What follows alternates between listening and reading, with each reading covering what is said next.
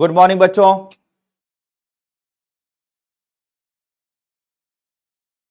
कोई बात नहीं, अब आवाज आ गई होगी। इतना ज्यादा परेशान मत हुआ करो। Very good morning. बहुत बढ़िया। इतना फिक्रमंद तुम लोग हो जाओ अपनी पढ़ाई के लिए। Very good morning. Good morning.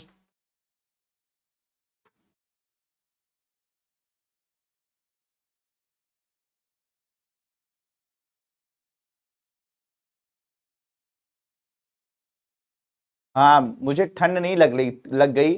पूजा, मुझे इतने तुम लोगों ने इतनी सारी बातें रोज के रोज मुझसे कह कि सर आपको ठंड नहीं लगती, सर आपको ठंड नहीं लगती।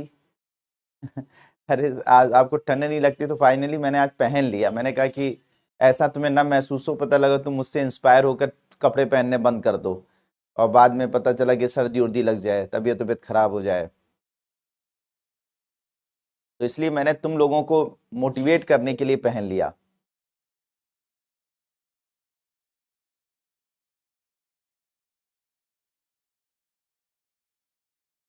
Thank you Kiara. Fine. Good morning बच्चों, गुड गुड मॉर्निंग। चलिए हम लोग आगे बात करते हैं बच्चों। हम लोग इंफॉर्मेशन टेक्नोलॉजी ये सारी चीजें देख रहे हैं। आज बात करेंगे बच्चों सुपर कंप्यूटर के बारे में। आज हम लोग क्या बात करेंगे? सुपर कंप्यूटर के बारे में बात करेंगे। आज हम लोग बात करेंगे क्वांटम कंप्यूटर के बारे में। तो सर लगता है आपका नया ब्लेजर सिलाया गया है। नहीं भाई, नया ब्लेजर नहीं सिलाया गया है, पुराने में से एक निकाला है मैंने। हम्म। चलिए अब बच्चों बात करते हैं हम लोग कि जो कंप्यूटर्स होते हैं, आप लोगों ने कंप्यूटर के बारे में थोड़ा बहुत जाना होगा। तो कंप्यूटर जो होते हैं बच्चों, ये करते क्या हैं? कंप्यूटर जो है वो कंप्यूट करते हैं। कंप्यूट का मतलब हिंदी में होता है गणना करते हैं। ठीक है। तो कंप्यूटर का ये काम नहीं होता है जो आप लोग सोचते हैं। कंप्यूटर का काम होता है कि जो है वो उसमें कंप्यूटर में पिक्चर लगा दी, पिक्चर देख रहे हो, यूट्यूब देख रहे हो, इंस्टा देख रहे हो, वो सब नहीं है कंप्यूटर का काम। कंप्यूटर का काम होता है गणना करना, कंप्यूट करना। ठीक है, कंप्यूटर का काम क्या होता है? गणना करना। ठीक है।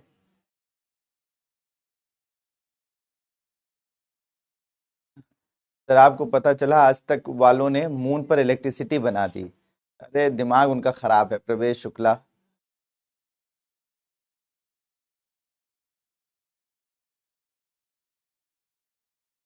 कुछ नहीं नोट करने की जरूरत है। एक्चुअली हुआ क्या है कि जो चंद्रयान 3 था ना, तो उस चंद्रयान 3 ने साउथ पोल पे वो उतरा था। तो जो साउथ पोल पर उतरा था तो वहां के एटमॉस्फेयर में इलेक्ट्रिकल चार्जेस पाए। इलेक्ट्रिकल चार्जेस का मतलब ये होता है कि जैसे पॉजिटिव चार्ज होते हैं, निगेटिव चार्ज होते हैं, इलेक्ट्रॉन जो है निगेटिव चार्ज का है, प्रोटॉन जो है पॉजिटिव चार्ज का है। तो ये जो चार्ज होते हैं, कभी सोडियम को आपने देखा होगा तो उसमें पॉजिटिव चार्ज होता है, क्लोरीन पर निगेटिव चार्ज होता है। तो इस तरीके के चार्ज पार्टिकल्स जो हैं वो मून के एटमॉस्फेयर में, चंद्रमा पर पाए गए। ठीक है, चंद्रमा के वायुमंडल में पाए गए। तो इसी को वो लोग बोल दिए हैं कि इलेक्ट्रिसिटी पाई गई है। यही बोले होंगे, मैंने देखा नहीं वो न्यूज़ क्या है, लेकिन वो यही होगा कि उसमें इलेक्ट्रिसिटी पाई गई। नहीं बेटा, एटमॉस्फेयर में हमेशा चार्ज पार्टिकल्स होते हैं और ऐसा हमारे एटमॉस्फेयर में भी होता है, वायुमंडल में भी होता है। तो चंद्रमा के वायुमंडल में भी ऐसे चार्ज पार्टिकल्स मौजूद हैं जिसमें इलेक्ट्रिकल चार्जेस हैं, पॉजिटिव चार्ज, नेगेटिव चार्ज मौजूद हैं। तो उसी वो चंद्रयान 3 के जो हमारा जो चंद्रयान 3 भेजा गया था, तो उसने जो डेटा आज से 2 साल पहले भेजा था, उस 2 साल पहले भेजे गए डेटा को जब एनालाइज किया गया, तो उसको एनालाइज करने पे पता चला कि एटमॉस्फेयर में, चंद्रमा के एटमॉस्फेयर में, वायुमंडल में जो है इलेक्ट्रिकल चार्जेस मौजूद हैं। अब हिंदी न्यूज चैनल वालों को क्या मामला होता है, उनको तो खुद ही नहीं समझ में आता कि क्या चीजें होती हैं, कैसे होती हैं, किस तरह से होती हैं। तो वो क्या करते हैं कि किसी चीज को सिंपल भाषा में समझाना चाहिए। तो अच्छा, पब्लिक भी यही सुनना चाहती है। ये भी मतलब पूरी गलती जो है वो न्यूज चैनल वालों को दे दी जाए तो ये भी फिर नाइंसाफी हो जाएगी। पब्लिक भी यही है, पब्लिक को इलेक्ट्रिक चार्जेस पता ही नहीं है। ठीक है, पॉजिटिव नेगेटिव चार्जेस होते भी हैं कि नहीं होते हैं, शिक्षा का स्तर तो ये है। तो वो प्रॉब्लम ये हो जाती है कि उन बेचारों को अपनी टीआरपी बनानी है, कुछ एक्साइटमेंट, कुछ सेंसेशन टाइप का बताना है, नहीं तो उनका चैनल नहीं चलेगा। तो वो बेचारे कुछ बनाते हैं, उसका उसका हिसाब किताब बताते हैं कि क्या बता दो सिंपल भाषा में, उनको कह दो कि इलेक्ट्रिकल चार्जेस मिले हैं, तो दूसरा कह रहा होगा सर इलेक्ट्रिकल चार्जेस समझ ही नहीं पाएंगे वो लोग, तो फिर क्या कहा जाए, कह दो इलेक्ट्रिसिटी मिली है। ठीक है, तो इलेक्ट्रिसिटी जो है वो करके वो उन्होंने उसको प्रचारित कर दिया है। ऐसा वाकई में मतलब इट्स वेरी मतलब मैं बहुत ईमानदारी से बता रहा हूँ कि इंस्टाग्राम वगैरह में भी हम लोग जब वीडियो डालते हैं और सिंपल भाषा में चीज़ों को समझाने की, साइंस की चीज़ें कोशिश करते हैं, साइंटिफिक लैंग्वेज में करते हैं, तो उस पर कोई व्यू ही नहीं आता, उस पर कोई हमें पूछता ही तक नहीं है। मतलब उसमें समझ लो कि 1000, 2000, 5000, 10,000, 15,000 व्यू में ही निपट जाता है मामला। उसी जगह पे लिख दो कि जो है वो चंद्रमा के जो साउथ पोल है उस पे बिजली मिली है, ठीक है, इलेक्ट्रिसिटी मिली है, बिजली मिली है, ऐसा कुछ लिख दोगे तो तुम्हारा वो व्यू मिलियंस पार कर जाएगा। तो ये देखो, वही मैंने आपको कल भी बताया था, परसों भी बताया था, डिमांड और सप्लाई का मामला है। जैसी डिमांड होती है वैसी सप्लाई मिलती है। अब उनको पैसा कमाना है, उनको चैनल चलाना है, तो डेफिनेटली उनको जो है एड से रेवेन्यू कमाना है, तो भाई उनका जितना चैनल चलेगा उतना उनको पैसा मिलेगा। और चैनल चलाने के लिए फिर आप अगर साइंस समझाने लगोगे तो फिर सारा चैनल आपको छोड़कर चले जाएंगे। तो जो अच्छे चैनल होते हैं वो थोड़ी हम लोग देखते हैं, हम लोग तो यही सब देखते हैं। ठीक है, तो इसलिए बच्चों वो जो मामला हुआ है वो ये है कि एग्जैक्टली एटमॉस्फेयर में जो वायुमंडल है चंद्रमा के, उस चंद्रमा के वायुमंडल में क्या मिला है, इलेक्ट्रिकल चार्जेस मिले हैं। ठीक है, पॉजिटिव चार्ज, नेगेटिव चार्ज। ठीक है, तो ये इस तरह से मिले हैं, तो उसी को वहां पर बताया गया है। हाँ, उस चंद्रयान की उपलब्धि में आप लिख सकते हैं इसको, बिल्कुल लिख सकते हैं। जहां पे आपने चंद्रयान की उपलब्धियां लिखी हुई हैं वहीं पर आप इसको मेंशन कर लीजिएगा कि चंद्रयान 3 की उपलब्धियों में ये भी है कि वहां पर जो है वो आवेशित, मतलब चंद्रमा का वायुमंडल जो है आवेशित है, और वहां पर जो है विभिन्न प्रकार के आवेश कण वहां पे प्राप्त हुए हैं। ठीक है, तो इस तरीके से आप कर सकते हैं। हाँ बिल्कुल समीक्षा सक्सेना, मैं फैक्ट ही बात करता हूँ, मैं कोई गलत बात नहीं करता हूँ, मैं जो एक्सपीरियंस करता हूँ वही तुम लोगों से शेयर करता हूँ। तो ये बिल्कुल फैक्ट है, जो आप डिमांड करेंगे वैसी सप्लाई मिलेगी। ठीक है, अगर इंग्लिश में कंटेंट बनाइए और हिंदी में कंटेंट बनाइए, किसी में भी कंटेंट बनाइए, इंडियन लोगों के लिए कंटेंट बनाइए, जब तक कि उसमें सेंसेशन नहीं होगा तब तक जो है लोग आपकी व्यूज नहीं देखेंगे, आपको देखेंगे। आप साइंस की बातें करने गए बोर होकर आपको जो है वो अनफॉलो करके चले जाएंगे। और अगर उसी जगह पे आप सेंसेशनल बातें करते हैं, वो आपको हो सकता है गालियां दें, कुछ भी दें, लेकिन आपको फॉलो जरूर करके जाएंगे। तो ये फैक्ट है, क्या किया जाए। थैंक यू अभिनव कुमार पांडे भाई। मैं कंप्यूटर से ज्यादा तेज तो नहीं हूं, लेकिन तुमने इतना मेरे बारे में शब्द कहे, तो इसलिए अच्छे शब्द कहे, इसलिए मैं कर रहा हूँ। तो यहाँ पे बच्चों मैं बात कर रहा हूँ कंप्यूटर के बारे में, आप ध्यान से समझिएगा। कंप्यूटर जो होते हैं उनका काम क्या होता है बच्चों, गणना करना। ठीक है, गणना करना, कैलकुलेशन करना होता है। ठीक है, अब जो कंप्यूटर होते हैं बच्चों, ये गणना किस चीज से करते हैं, कि क्या ऐसी चीज होती है जिससे ये अपने कंप्यूटर में गणना करने का काम करते हैं। ठीक है, तो कंप्यूटर में कह सकते हैं एक चिप पाई जाती है जिसे प्रोसेसर कहते हैं। क्या बोलते हैं बच्चों, प्रोसेसर, प्रोफेसर नहीं, प्रोसेसर कहा जाता है। तो ये जो प्रोसेसर नाम की चिप होती है, ये जो है एक चिप है, और ये चिप जो है वो सिलिकॉन या इस तरीके के सेमीकंडक्टर से बनी होती है। और ये जो प्रोसेसर होते हैं यही हमारे जो कंप्यूटर होता है उसके समझ लीजिए न्यूरॉन्स को बनाती है। देखो, आप लोगों ने सुना होगा, बचपन में सुना होगा कि जो कंप्यूटर होता है उसका जो ब्रेन होता है वो सीपीयू कहलाता है। ठीक है, सीपीयू कहलाता है, और सीपीयू यानी कि ये क्या कहलाता है, कंप्यूटर का ब्रेन कहलाता है। और सीपीयू के अंदर जो चीज मौजूद होती है, जो इस पूरे ब्रेन को ब्रेन बनाती है, जैसे हमारा ब्रेन है बच्चों, तो हमारा ब्रेन है, तो ये ब्रेन है हमारा, ब्रेन के अंदर ब्रेन कौन बनाता है, न्यूरॉन्स बनाते हैं ना, न्यूरॉन्स बनाते हैं। तो इसी तरीके से हमारे कंप्यूटर का ब्रेन होता है सीपीयू, और उस ब्रेन को ब्रेन बनाने का काम, ठीक है, कौन करता है, यही चिप्स करती हैं, जिन्हें हम लोग क्या बोलते हैं, प्रोसेसर कहा जाता है। ठीक है बच्चों, तो मतलब यह है कंप्यूटर का काम क्या होता है बच्चों, फिर से सुनिएगा, गणना करना। गणना करने की जो क्षमता होती है किसी कंप्यूटर में, वो किसकी वजह से आती है, चिप की वजह से आती है, जिसे हम लोग किस नाम से जानते हैं, प्रोसेसर के नाम से जानते हैं। ठीक है, प्रोसेसर के नाम से जानते हैं। अब बच्चों, अगर किसी एक कंप्यूटर में एक प्रोसेसर लगा हुआ है तो उसकी गणना की क्षमता ठीक ठाक होगी। इसी जगह पर अगर उसी में 2 प्रोसेसर लगा दिए जाएं तो प्रोसेसर तो गणनात्मक क्षमता बढ़ जाएगी। इसी तरीके से अगर 3 प्रोसेसर लगा दिए जाएं तो गणनात्मक क्षमता और बढ़ जाएगी। अगर इसी तरह से एक और प्रोसेसर लगा दिया जाए तो गणनात्मक क्षमता और बढ़ जाएगी। और प्रोसेसर लगा दिए जाएं तो और गणनात्मक क्षमता बढ़ जाएगी। और अगर इसी तरीके से बच्चों अगर हजारों लाखों प्रोसेसर जो है वो हम जोड़ दें तो कंप्यूटर की जो गणनात्मक क्षमता वो अत्यधिक हो जाती है, बहुत ज्यादा हो जाती है। और इतनी ज्यादा हो जाती है कि ये 1 सेकंड में बिलियन बिलियन कैलकुलेशन करना शुरू कर देते हैं। 1 सेकंड में अरबों अरबों अरबों खरबों गणनाएं करना शुरू कर देते हैं। ठीक है, तो ऐसे जो कंप्यूटर होते हैं जिनमें बहुत सारे हजारों लाखों प्रोसेसर को आपस में जोड़ दिया जाता है और उनकी गणनात्मक क्षमता बहुत ज्यादा बढ़ जाती है। उनकी गणनात्मक क्षमता क्या होती है बच्चों? बहुत ज्यादा बढ़ जाती है। ठीक है, बढ़ जाती है, तो उसे हम लोग क्या बोलते हैं बच्चों? सुपर कंप्यूटर कहते हैं। क्या बोलते हैं? Super computer. जैसे आपके घर में जो लैपटॉप होगा, आपके घर में जो डेस्कटॉप होगा, आपका जो ये मोबाइल फोन है, ये भी एक कंप्यूटर ही है।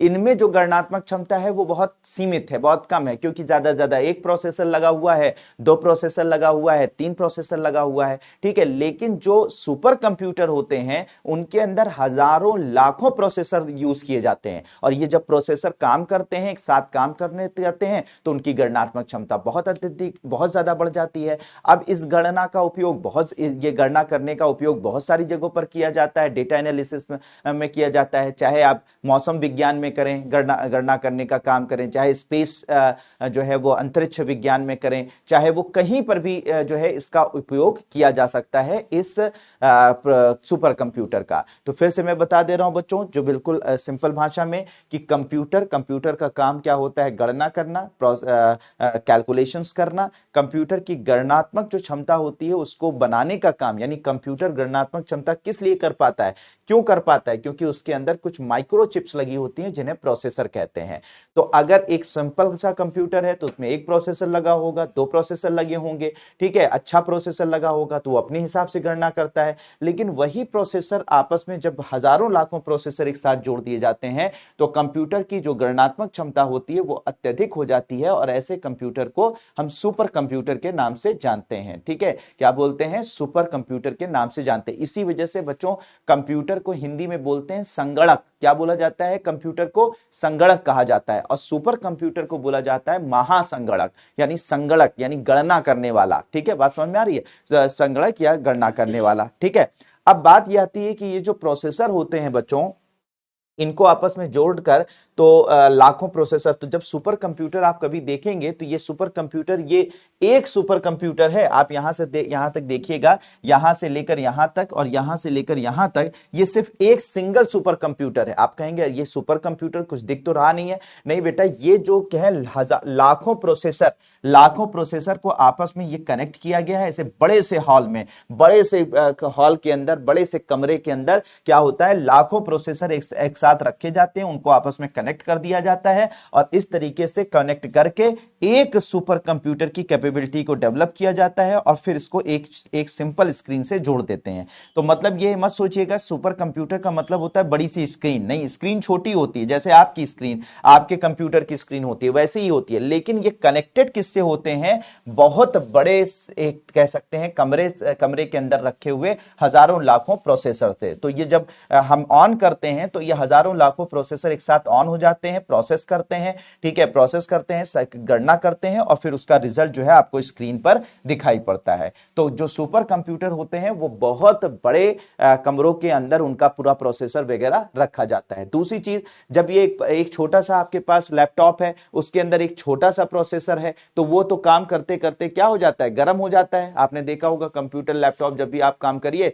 थोड़ी देर बाद गर्म हो जाता है। सोचो एक प्रोसेसर उसके अंदर लगा हुआ है तो उसका भौकाल इस लेवल पर है कि वो गर्म हो जाता है। तो सोचो यहां पर लाखों प्रोसेसर लगा हुए हैं, अगर ये काम करते होंगे तो सोचो पूरा का पूरा कमरा कैसे गर्म हो जाता होगा। तो इसी वजह से जहां पर सुपर कंप्यूटर्स को रखा जाता है वहां पर कूलिंग इफेक्ट डाला जाता है, यानी ठंडा किया जाता है इसको। तो इसलिए पूरा सेंट्रली एयर कंडीशंस होते हैं, कूलिंग की पूरी अल्टीमेट व्यवस्था की जाती है, जिससे क्या हो कि इन सुपर कंप्यूटर्स में जो ये प्रोसेसर आपस में जुड़े हैं, इनमें आपस में आग ना लग जाए। ठीक है, ये गर्म होकर जो है पिघल ना जाए। तो ये जो सुपर कंप्यूटर्स होते हैं बच्चों, इनको बड़े से कमरे में, बड़े से हॉल में बिल्कुल कूलिंग इफेक्ट डालकर इनको रखा जाता है कि ये गर्म ना हो जाए, खराब ना हो जाए। तो कुछ इस तरीके से सुपर कंप्यूटर आपको नजर आते हैं। ठीक है, सुपर कंप्यूटर जो है वो इस तरीके से मतलब कह सकते हैं कि उनका इस कमरे के अंदर बहुत सारे प्रोसेसर रखे होते हैं और कनेक्ट होते हैं वो एक सिंपल से जो है वो स्क्रीन के साथ में। अच्छा, सुपर कंप्यूटर की जो क्षमता होती है बच्चों, उसको नापा जाता है किससे? फ्लॉप्स से।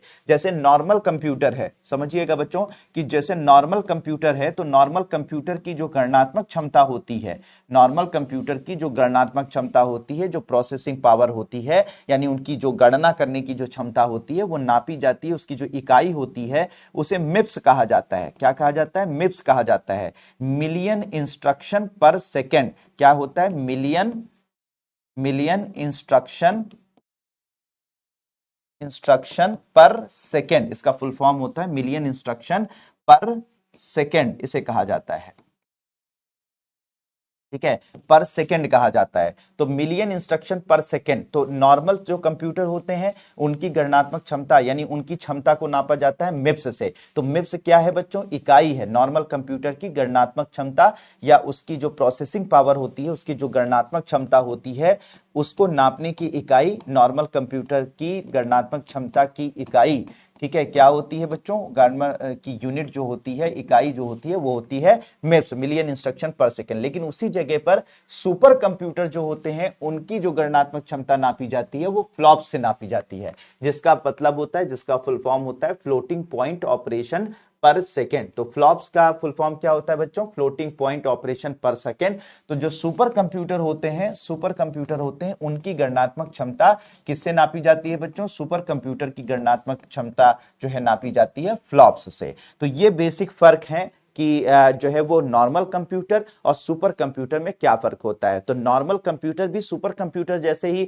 होते हैं, लेकिन नॉर्मल कंप्यूटर में एक ही प्रोसेसिंग पावर, एक ही प्रोसेसर लगा होता है या कुछ प्रोसेसर्स लगे होते हैं। लेकिन सुपर कंप्यूटर में गणनात्मक क्षमता को बढ़ाने के लिए, ठीक है, वो लाखों लाखों प्रोसेसर को एक साथ जोड़कर उनसे प्रोसेसिंग करवाई जाती है। अब सवाल यह होता है कि सर इतना प्रोसेसिंग करते हैं, इतनी गणना करते हैं, तो इनका यूटिलाइजेशन कहां होता है, इनका उपयोग कहां होता है, इनका यूज कहां पर होता है? बहुत इंटरेस्टिंग बात है, बहुत इंटरेस्टिंग सवाल है। तो कहां पर इनका उपयोग होता है वो मैं भी आपको बताता हूं। तो पहले जो है पहले जो है इसको पूरा पहले नोट कर लीजिए। ठीक है, पहले नोट कर लीजिए, फिर इसके बाद मैं आपको बताता हूं।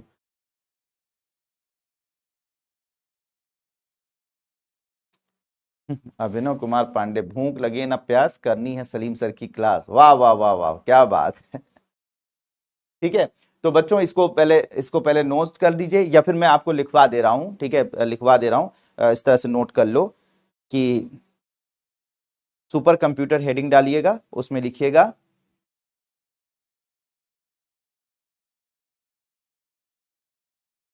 लिखिएगा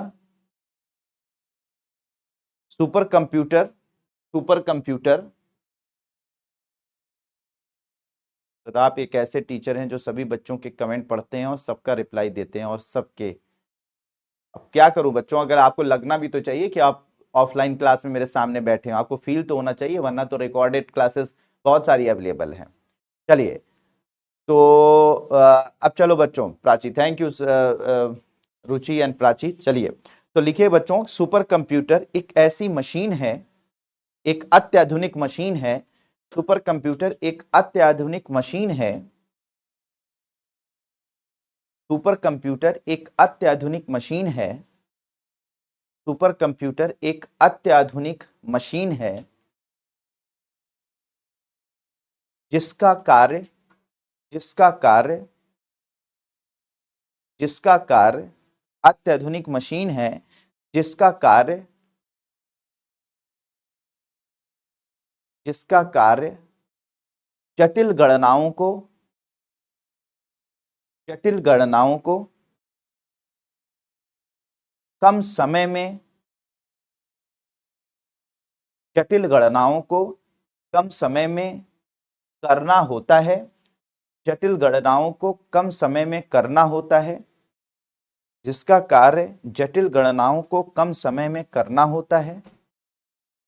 जिसका कार्य जटिल गणनाओं को कम समय में करना होता है। जटिल गणनाओं को करने के लिए,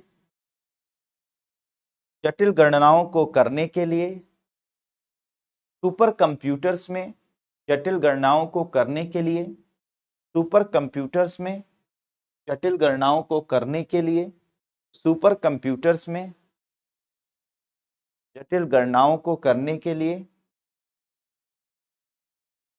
सुपर कंप्यूटर्स में लाखों प्रोसेसर का प्रयोग किया जाता है। लाखों प्रोसेसर एक साथ प्रयोग में लाए जाते हैं। लाखों प्रोसेसर एक साथ प्रयोग में लाए जाते हैं। लाखों प्रोसेसर एक साथ प्रयोग में लाए जाते हैं। लाखों प्रोसेसर एक साथ प्रयोग में लाए जाते हैं।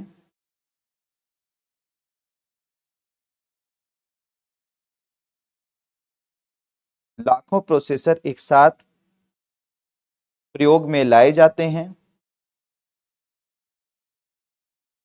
इनकी गणनात्मक क्षमता को, इनकी गणनात्मक क्षमता को, इनकी गणनात्मक क्षमता को,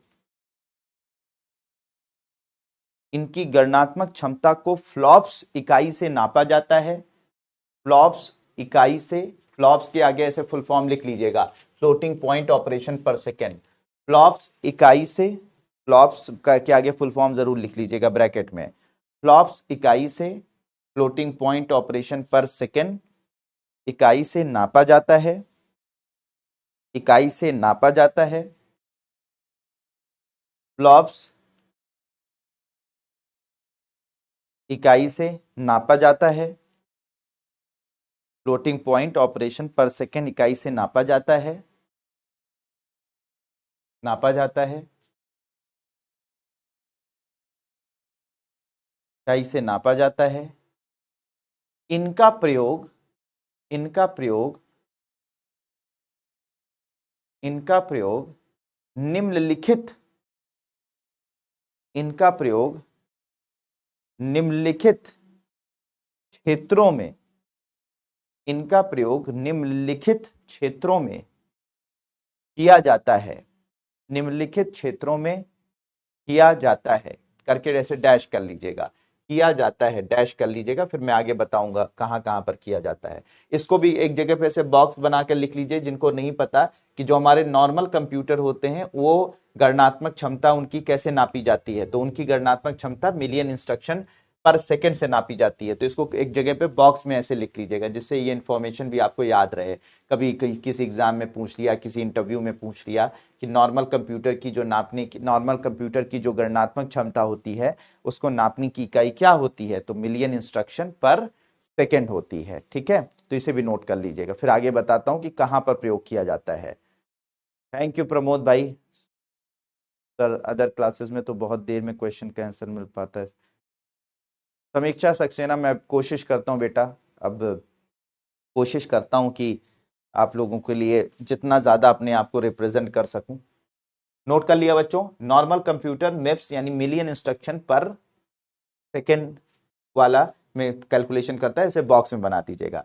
अब बात आती है कि सर ये जो सुपर कंप्यूटर होते हैं, ये सुपर कंप्यूटर का अनुप्रयोग कहाँ होता है, यानी कि ये कहाँ पर प्रयोग किए जाते हैं। सबसे इंपॉर्टेंट यही है कि कहाँ पर अनुप्रयोग होते हैं, कहाँ पर इनका प्रयोग किया जाता है। तो याद रखिएगा, जो सुपर कंप्यूटर का अगर भारत में अनुप्रयोग की बात करेंगे बच्चों, तो भारत में मौसम की जानकारी में, ठीक है, याद रखिएगा, मौसम का जो जानकारी होती है उसको देने में, मौसम के आंकड़ों को जो है, ये आंकड़े जो होते हैं उनको इकट्ठा, मतलब एक तरीके से प्रोसेस करने में या जानकारी देने में आप लिखेंगे तो ज्यादा आपको आसान लैंग्वेज लगेगी।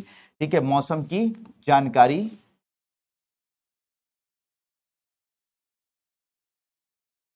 मौसम की जानकारी प्राप्त करने में इसका प्रयोग किया जाता है।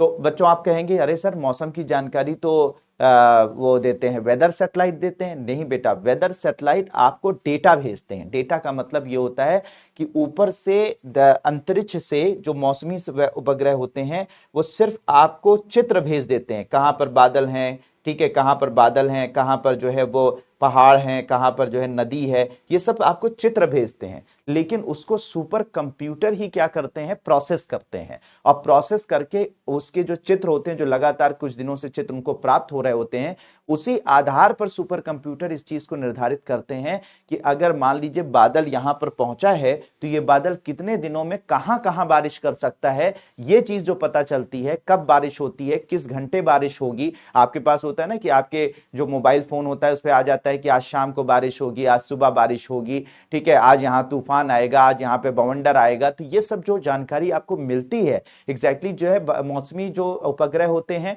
वो सिर्फ और सिर्फ आपको डेटा प्रोवाइड करते हैं, जब लेकिन उस डेटा के आधार पर जो अनुमान लगाने का काम करता है, ठीक है, उसकी जानकारी देने का काम करता है, कब कहां कैसे तूफान आएगा, बारिश होगी, कहां पर सूखा पड़ेगा, ये सारा काम बच्चों सुपर कंप्यूटर में किया जाता है। तो सुपर कंप्यूटर भारत में जो सबसे ज्यादा यूज होते हैं बच्चों, वो सुपर कंप्यूटर यूज होते हैं मौसम की जानकारी देने के लिए, मौसम का अनुमान लगाने के लिए। सोचिए कितनी इंटरेस्टिंग बात है। ये बात आपको शायद ना पता रही होगी तो बड़ा मजा आ रहा होगा कि अरे यार, मतलब सुपर कंप्यूटर ऐसे थोड़ी ना कि ऊपर से झांक कर जो है मौसमी उपग्रह जो ऐसे नीचे झांक कर बता दिया देखो यहां बारिश होने वाली है, यहां तूफान आने वाला है। ऐसे नहीं होता है। मौसमी जो उपग्रह होगा सिर्फ आपको जानकारी, सिर्फ डेटा प्रोवाइड करेगा, लेकिन कब कहां कैसे घटना घटेगी उसकी जानकारी जो होती है वो सुपर कंप्यूटर की मदद से मैनेज की जाती है। ठीक है, इसके अलावा बच्चों और कहां इसका यूज होता है, तो इसका यूज होता है बच्चों आपके जो है वो जैविक अनुसंधानों में। ठीक है, बायोलॉजिकल जो अनुसंधान होते हैं उनमें भी किया जाता है। आप लोगों ने पढ़ा होगा कि जैविक अनुसंधान में, बायोटेक्नोलॉजी यानी जैव प्रौद्योगिकी अनुसंधान में, ठीक है, जैव प्रौद्योगिकी जो अनुसंधान होते हैं उनमें जो है इसका प्रयोग किया जाता है। अब आप कहेंगे सर यहां पर कैसे। अब आप लोगों ने बायोटेक्नोलॉजी पढ़ी थी, तो बायोटेक्नोलॉजी में आपने देखा था हर जीन जो है वो क्या बनाता है, प्रोटीन बनाता है। ठीक है, तो कौन सा जीन कैसे प्रोटीन बनाएगा, कौन कौन से प्रोटीन बनाने के लिए किस प्रकार के अमीनो अम्लों का उपयोग करेगा, ये सारा जो मॉडल बनता है, जिससे कि हम लोग भाई ऐसे आंख से थोड़ी ना देख पाते हैं कि इतना छोटा होता है। सोचिए एक कोशिका तो तुमको दिखती नहीं है, कोशिका के अंदर केंद्रक है, केंद्रक के अंदर डीएनए है, डीएनए के अंदर अमीनो अम्ल है, डीएनए है, डीएनए जो है वो अमीनो अम्लों को जो डीएनए और आरएनए अमीनो अम्लों को जोड़कर प्रोटीन बनाते हैं, तो आंख से तो नहीं दिखते हैं। तो क्या होता है, वो मॉडल जो बनाने का काम करता है वो कि कौन सा जीन है तो वो कैसे कैसे अमीनो अम्लों की मदद से कौन सा प्रोटीन बनाएगा, किसी जीन को हम कट करेंगे तो वो जीन कहां पर जो है विस्थापित होगा। ये सारी जानकारी जो होती है बच्चों, ये सारा जो मॉडलिंग होती है, ये सारा जो अनुमान लगाया जाता है, ये जो सारा कंप्यूटर पर जो है वो डेटा वो मैनेज किया जाता है, वो किसकी मदद से किया जाता है, सुपर कंप्यूटर की मदद से किया जाता है। तो सुपर कंप्यूटर बच्चों जैव प्रौद्योगिकी या जैविक अनुसंधानों में भी इनका प्रयोग होता है। ठीक है, इसके अलावा बच्चों, इसके अलावा जो है वो मिसाइल टेस्ट में, ठीक है, मिसाइल परीक्षण में। अब कहेंगे सर मिसाइल परीक्षण में कैसे इसका प्रयोग हो जाएगा, मिसाइल परीक्षण में कैसे प्रयोग होगा, तो इसको भी समझ लीजिए। अब बच्चों जैसे आप इंडिया के एक एक चीज को मैं समझा दे रहा हूं। इंडिया के बालासोर नाम की जगह, यानी जिसे हम लोग बोलते हैं आपके doctor APJ Abdul Kalam island बोलते हैं, तो यहां से परीक्षण किए जाते हैं मिसाइल के। अब मान लीजिए किसी मिसाइल का परीक्षण, कोई मिसाइल है जो 5000 किलोमीटर की रेंज की है, अब इसका मिसाइल परीक्षण करना है, तो ऐसा थोड़ी ना 5000 किलोमीटर दूरी पर मारकर उसको देखेंगे कि सही से गिर रही है कि नहीं गिर रही है। पर यहां से मारेंगे, चाइना वाले के ऊपर भेज दिया और चाइना वाले से पूछ रहे हैं कि भैया ये बताओ सही से गिरी कि नहीं गिरी, जो हमने मिसाइल टेस्ट किया है वो बढ़िया से हुआ कि नहीं हुआ। ऐसे तो नहीं हो सकता है। तो अब यहां पर किया जाता है, जब बालासोर से, यानी कि ये जो हमारे doctor APJ Abdul Kalam island है, वहां से जब मिसाइलों को छोड़ा जाता है तो उनकी रेंज मानी जाती है सिर्फ 50 किलोमीटर ही उनको भेजा जाता है। तो वो 50 किलोमीटर ऐसे जाते हैं, फिर उसके बाद मिड एयर फेज में रहते हैं, फिर उसके बाद री एंट्री करके वो अपने टारगेट को अचीव कर लेते हैं। तो ये जो 50 किलोमीटर का जो होता है टेस्ट होता है, इसी 50 किलोमीटर के टेस्ट को तो इसका जो डेटा प्राप्त होता है कि कैसे मिसाइल उठी, कैसे हवा में रही, कैसे इसने री एंट्री की, कैसे इसने टारगेट को अचीव किया, तो ये 50 किलोमीटर की दूरी पर जो ये टेस्ट किए गए, इसी का जो डेटा होता है जो हमें प्राप्त होता है कि कैसे ये मिसाइल गई, कैसे मिड एयर में रही, कैसे इसने री एंट्री करी। तो ये जो डेटा होता है बच्चों, इसी डेटा को फिर क्या किया जाता है, सुपर कंप्यूटर में डाला जाता है। सुपर कंप्यूटर फिर प्रोसेस करके बताता है कि अगर मिसाइल 50 किलोमीटर पर ऐसे व्यवहार कर रही है तो 5000 किलोमीटर पर कुछ इस तरह से व्यवहार करेगी। तब फिर अगर वो सही से व्यवहार कर रही है तो इसका मतलब यह है कि मिसाइल टेस्ट असफल हुआ। तो बच्चों ये मिसाइल टेस्ट जो होते हैं वो साइमुलेशन में किए जाते हैं, मतलब एक तरीके से 50 किलोमीटर का ही किया जाता है, लेकिन उसके डेटा के आधार पर सुपर कंप्यूटर बता देते हैं कि ये जो मिसाइल है वो सही से उसका परीक्षण हो पाया है, मिसाइल सही से जो है वो मिसाइल जो है वो हाँ तो मिसाइल जो है वो बहुत अच्छे से, मतलब कह सकते हैं कि सही से जो है वो अटैक कर पाई नहीं कर पाई, ये हमें कैसे पता चलता है? ये हमें पता चलता है कि आपके जो है वो सुपर कंप्यूटर्स की मदद से। सुपर कंप्यूटर क्या बना देता है? पूरा मॉडल बना देता है, ठीक है, कि जैसे कैसे मिसाइल जाएगी, कैसे अटैक करेगी, कैसे 5000 किलोमीटर पर अटैक करेगी, तो ये सब बातें हैं। इसके अलावा बच्चों इसका यूज कहां पर होता है? इसका यूज होता है अंतरिक्ष में अनुसंधान में। कहां पर होता है बच्चों? अंतरिक्ष अनुसंधान में होता है। ये इसका उदाहरण मैं आप लोगों को पहले ही दे चुका हूं। कहां पर दिया था बच्चों? याद करो, वंस अपॉन ए टाइम, एक समय की बात है, जब हजारों साल पहले मैंने तुमको एक क्लास पढ़ाई थी जिसमें स्पेस टेक्नोलॉजी पढ़ाया था, ठीक है, अंतरिक्ष प्रौद्योगिकी पढ़ाया था। अंतरिक्ष प्रौद्योगिकी में याद है आप लोगों को जब हम लोगों ने ब्लैक होल की इमेज बनाई थी? याद है कि जब मैंने आप लोगों को क्या बताया था कि ब्लैक होल की इमेज बनाने के लिए कम से कम पृथ्वी के बराबर का टेलीस्कोप चाहिए था, लेकिन वो तो संभव नहीं था। तो वो संभव कैसे हो पाया था? बहुत सारे टेलीस्कोप आपस में पूरे धरती पर लगाए गए, फिर उनसे जो है वो उसको एक ब्लैक होल पर केंद्रित कर दिया गया, उससे अलग अलग डेटा प्राप्त हुआ अलग अलग जो है टेलीस्कोप के द्वारा, और फिर वो सारे टेलीस्कोप ने सारा डेटा एक साथ जो है सुपर कंप्यूटर्स में मर्ज कर दिया गया। याद है आप लोगों को? मैंने आप लोगों को पढ़ाया था कि ऐसे सुपर धरती के अलग अलग क्षेत्रों में बहुत सारे जो है वो ऐसे टेलीस्कोप लगाए गए और ब्लैक होल्स को केंद्रित कर दिया। कुछ डेटा इस टेलीस्कोप ने रिसीव किया, कुछ डेटा इस टेलीस्कोप ने, कुछ डेटा इस टेलीस्कोप ने, कुछ डेटा इस टेलीस्कोप ने, कुछ डेटा इस टेलीस्कोप ने, सारे डेटा को लेकर सुपर कंप्यूटर की मदद से एक साथ मर्ज कर दिया गया और ये हमें ये इमेज मिल पाई, यानी कि हमारे जो है वो ब्लैक होल की इमेज बन पाई। तो इस तरीके से जो हम लोग यहां पर पिक्चर्स देखते हैं बच्चों, ठीक है, जो हम लोग यहां पर पिक्चर देखते हैं, जो हम लोग जो अच्छे अच्छे नेब्यूला देखते हैं, अच्छे अच्छे जो है गैलेक्सीज देखते हैं, ब्लैक होल्स की इमेजेस देखते हैं, तो ये असल में ऐसे दिखते नहीं है। वहां से तो सिर्फ रेडियो तरंगें आती हैं, वहां से सिर्फ रेडियो तरंगें आती हैं, वहां से सिर्फ प्रकाश तरंगें आती हैं। हम लोग उसको लेकर उसका डेटा जो प्राप्त करते हैं उसको सुपर कंप्यूटर में डालते हैं, सुपर कंप्यूटर प्रोसेस करके उसको बताता है कि आखिर ब्लैक होल या ये गैलेक्सी या ये नेबुला कैसा दिख रहा है। तो बच्चों वो इस तरीके से नहीं होता है। तो मेरे प्यारे बच्चों, होप कि ये बात आपको समझ में आ गई होगी।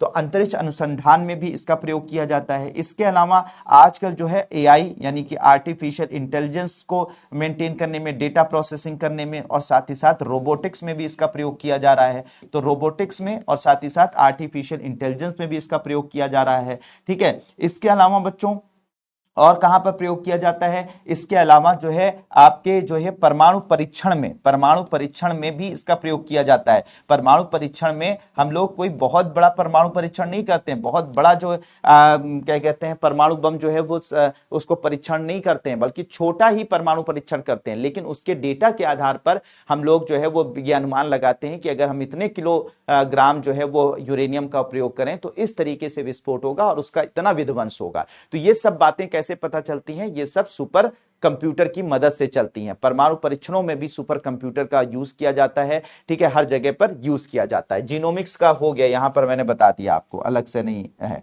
ठीक है। इसके अलावा बच्चों और भी अन्य डेटा विश्लेषण, यानी और अन्य डेटा के विश्लेषण में, अन्य डेटा के जो विश्लेषण होता है उसमें भी इसका प्रयोग किया जाता है। बहुत सारे डेटा होते हैं, उनकी प्रोसेसिंग करने में, उनको विश्लेषित करने में जो है इसका जो है आपका सुपर कंप्यूटर का उपयोग किया जाता है। तो बच्चों ये जानकारी आपको होप की समझ में आई होगी अच्छे तरीके से, कि मौसम की जानकारी, जैविक अनुसंधान, जैव प्रौद्योगिकी अनुसंधान, मिसाइल परीक्षण, अंतरिक्ष अनुसंधान, एआई, रोबोटिक्स, परमाणु परीक्षण, अन्य डेटा विश्लेषण, इन सब में इसका प्रयोग किया जाता है सुपर कंप्यूटर। बिना सुपर कंप्यूटर की पॉसिबल ही नहीं, बिना सुपर कंप्यूटर, अगर सुपर कंप्यूटर ना हो तो इस पॉसिबल ही नहीं हो सकता ये ऐसा। इसके अलावा जैविक मेडिकल रिसर्च में भी इसका प्रयोग किया जाता है, मेडिकल अनुसंधान में, ठीक है, ये वैक्सीन वगैरह बनाने में भी इसका प्रयोग किया जाता है, वैक्सीन बनाने में भी इसका प्रयोग किया जाता है। मतलब कैसे वैक्सीन ऐसे थोड़ी ना बनाए, वो वैक्सीन की कौन सा वैक्सीन ज्यादा कारगर साबित होगी, कैसे कैसे वो जानवरों पर कारगर साबित होगी, कैसे इंसानों पर कारगर साबित होगी, तो वो डेटा का परीक्षण करके जो है वो वैक्सीन को मतलब एक सटीकता उसकी जो है वो खोजी जाती है। तो ये मेडिकल अनुसंधानों में भी इसका प्रयोग किया जाता है। तो बच्चों ये सारी जानकारी नोट कर लीजिए, बिल्कुल बात होप की आपको समझ में आ गई होगी। बिल्कुल क्लियर है बच्चों?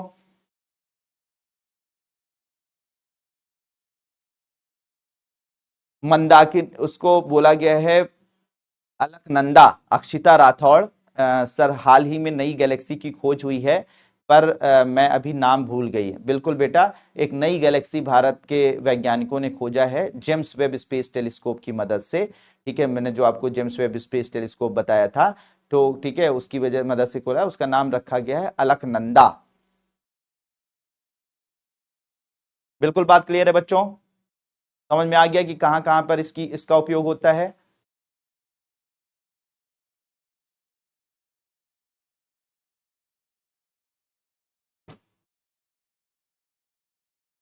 बहुत बढ़िया अक्षिता, आप लोग ये अपडेट अपने आप को कर रहे हैं, ये बहुत अच्छी चीज है।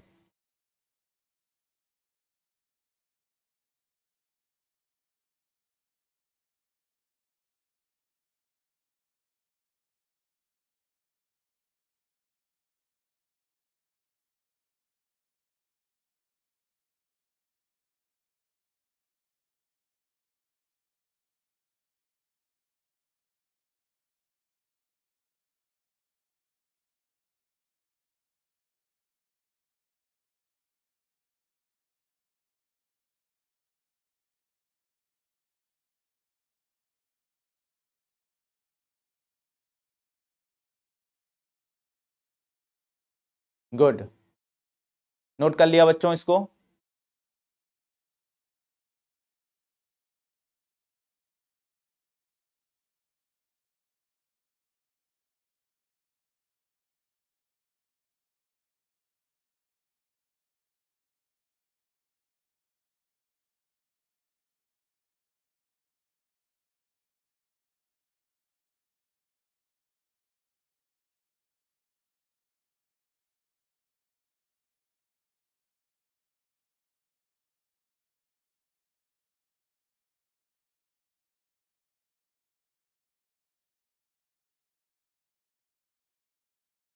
बहुत बढ़िया, बहुत बढ़िया। बता दिया रुचि यादव, मेडिकल अनुसंधानों में कैसे होता है, बीमारियों का, नई बीमारियों का पता लगाने में, नई बीमारियां कैसे हमारे शरीर में डेवलप हो रही हैं, नए पर्यावरण जो आप जो है बहुत सारे पर्यावरणीय प्रभाव हो रहे हैं हमारे शरीर पर, वो कैसे हो रहे हैं, इन सब का अध्ययन करने के लिए जो है वो, इन सब का अध्ययन करने के लिए जो है वो मेडिकल अनुसंधानों में हम लोग किसका प्रयोग कर रहे हैं, सुपर कंप्यूटर्स का यूज कर रहे हैं। इसके अलावा मैंने बताया वैक्सीन बनाने में, वैक्सीन कैसे, कौन से मॉलिक्यूल वैक्सीन के जो है ज्यादा असर करेंगे इंसानों पर, जानवरों पर, ठीक है, तो वो सब भी रिसर्च करने में हमारा जो है वो मेडिकल अनुसंधानों में इसका प्रयोग किया जाता है। चलिए, होप कि ये बात आप लोगों ने बच्चों नोट कर ली होगी।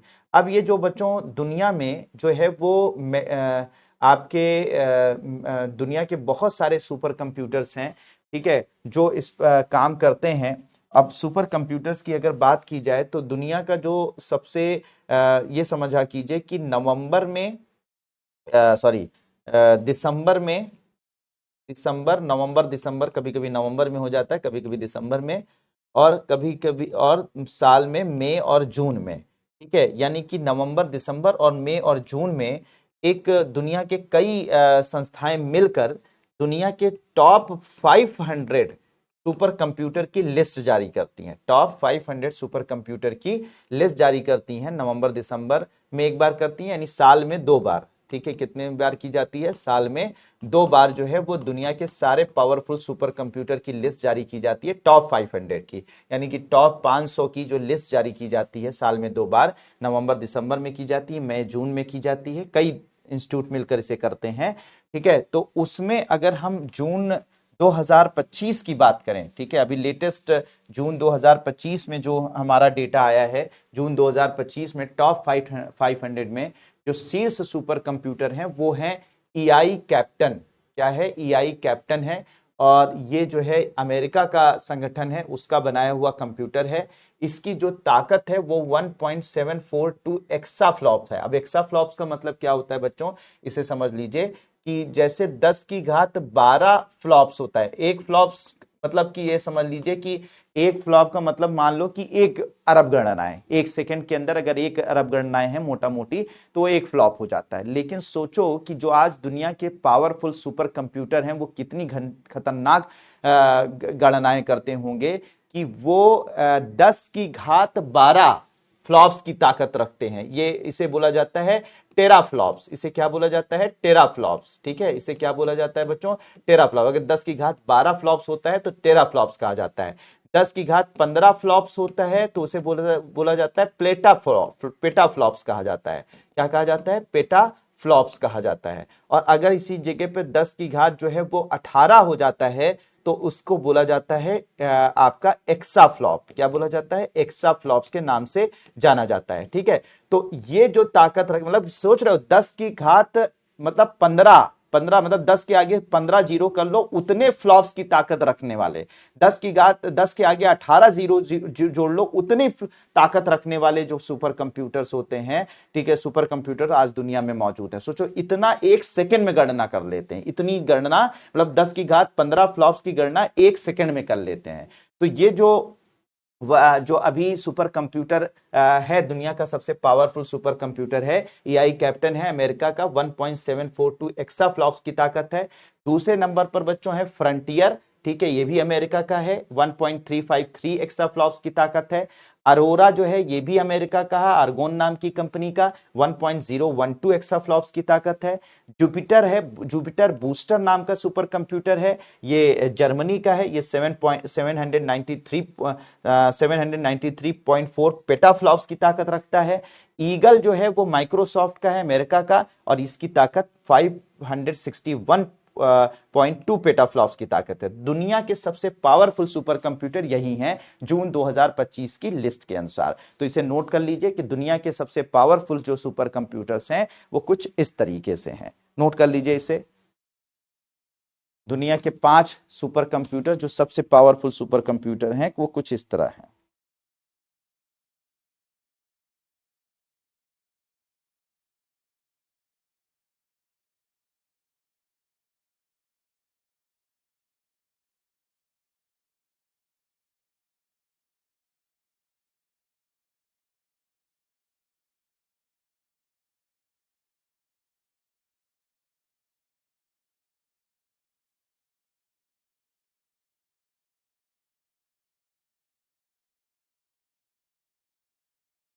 मतलब 10 की पावर 18 का मतलब हो गया 1 क्विंटिलियन फ्लॉप्स की ताकत। 1 क्विंटिलियन बिलियन नहीं, ट्रिलियन नहीं, 1 क्विंटिलियन मतलब इतनी गणना वो 1 सेकंड में कर देते हैं।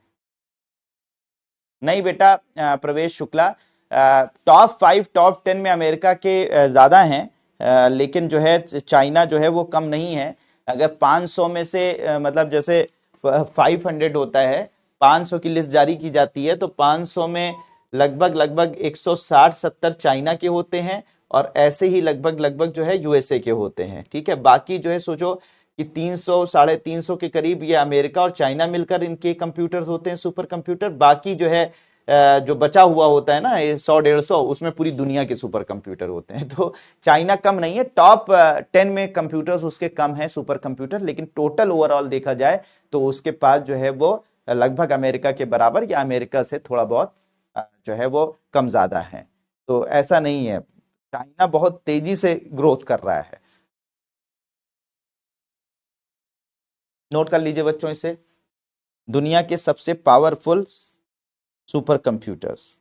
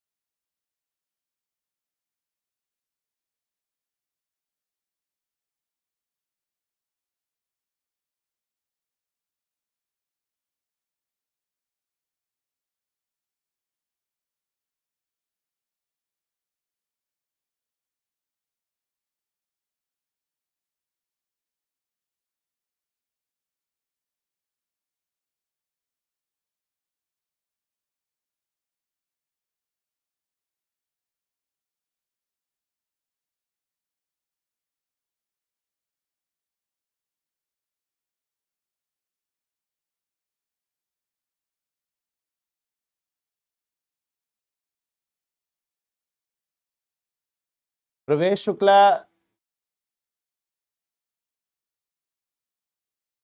हाँ, तो यूएसए टेक्नोलॉजी में चाइना एंड रशिया से बहुत ज्यादा आगे। प्रवेश शुक्ला करें सर हम, यानी इंडिया कहीं पर हैं या नहीं? हाँ हैं, टोटल 500 में से 6-7 हमारे हैं। वो भी हमने जितने भी लिए हैं वो सिर्फ असेंबल्ड किए हैं, ठीक है। और बाकी जो है वो मतलब बनाए अपने दम पर नहीं कुछ बनाया है, वो असेंबलिंग की है उनकी इंडिया में। सर ये करंट न्यूज़ इंग्लिश न्यूज़पेपर में होती है, बिल्कुल न्यूज़पेपर में होती हैं ज़्यादा, क्योंकि वहाँ पे थोड़ा सेंसिबल न्यूज़ होती हैं। और दूसरी चीज़ ये है कि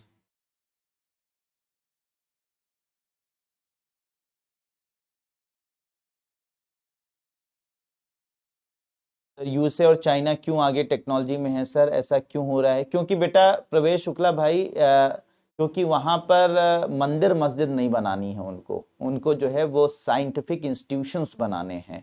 वहां पर जो है वो यूनिवर्सिटीज बनानी है, ऐसी प्लेस देनी है अपने बच्चों को जहां पर रिसर्च हो सके, जहां पर अनुसंधान हो सके, जहां पर नई खोजें हो सके, ठीक है। वहां पर जो गिरजाघर बने हैं, जो चर्च बने हैं, वो बने रहने दिए गए हैं, बहुत नए चर्चों पर पैसा नहीं खर्च किया गया है। हमें क्या करना है, अपने 2000 3000 साल 4000 साल पुरानी जो है वो सभ्यता को जागृत करना है, ठीक है। तो उसके लिए ये सब काम करने हैं। वहां पर इलेक्शन जीतने के लिए सब कुछ नहीं किया जाता है। वहां पर पार्टीज जो है वो धर्म जाति, वहां पर जो है लोग जो है धर्म जाति पर वोट नहीं करते हैं, ठीक है। वहां पर जो है वो अगर ग्रोथ की बात तुम करोगे तो एक कोई भी वहां पर जो है वो जीत सकता है। तो ये सारी चीजें हैं, इसी वजह से ये सब कारण है, छोटे मोटे ये सब कारण हैं जिनकी वजह से अमेरिका चाइना बहुत आगे हैं और हम कहीं पीछे हैं।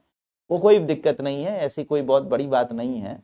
हम, लेकिन हम विश्व गुरु हैं, ये नो डाउट, इसमें कोई डाउट नहीं है, हम विश्व गुरु हैं। अब विश्व गुरु से क्या लोग सीख रहे हैं वो अलग बात है।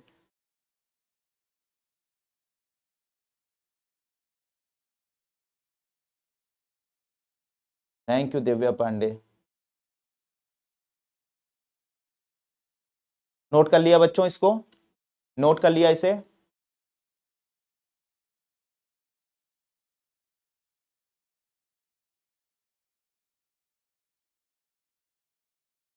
हाँ हम हैं पप्पू कुमार भाई, हम हैं, हम विश्व गुरु हैं। मानने में मैं तुमको आईएएस मान लेता हूं, तुम आईएएस हो, मैं आईएएस का जो है वो गुरु हूं। दोनों लोग मान लेते हैं एक दूसरे को, मानने में क्या जाता है।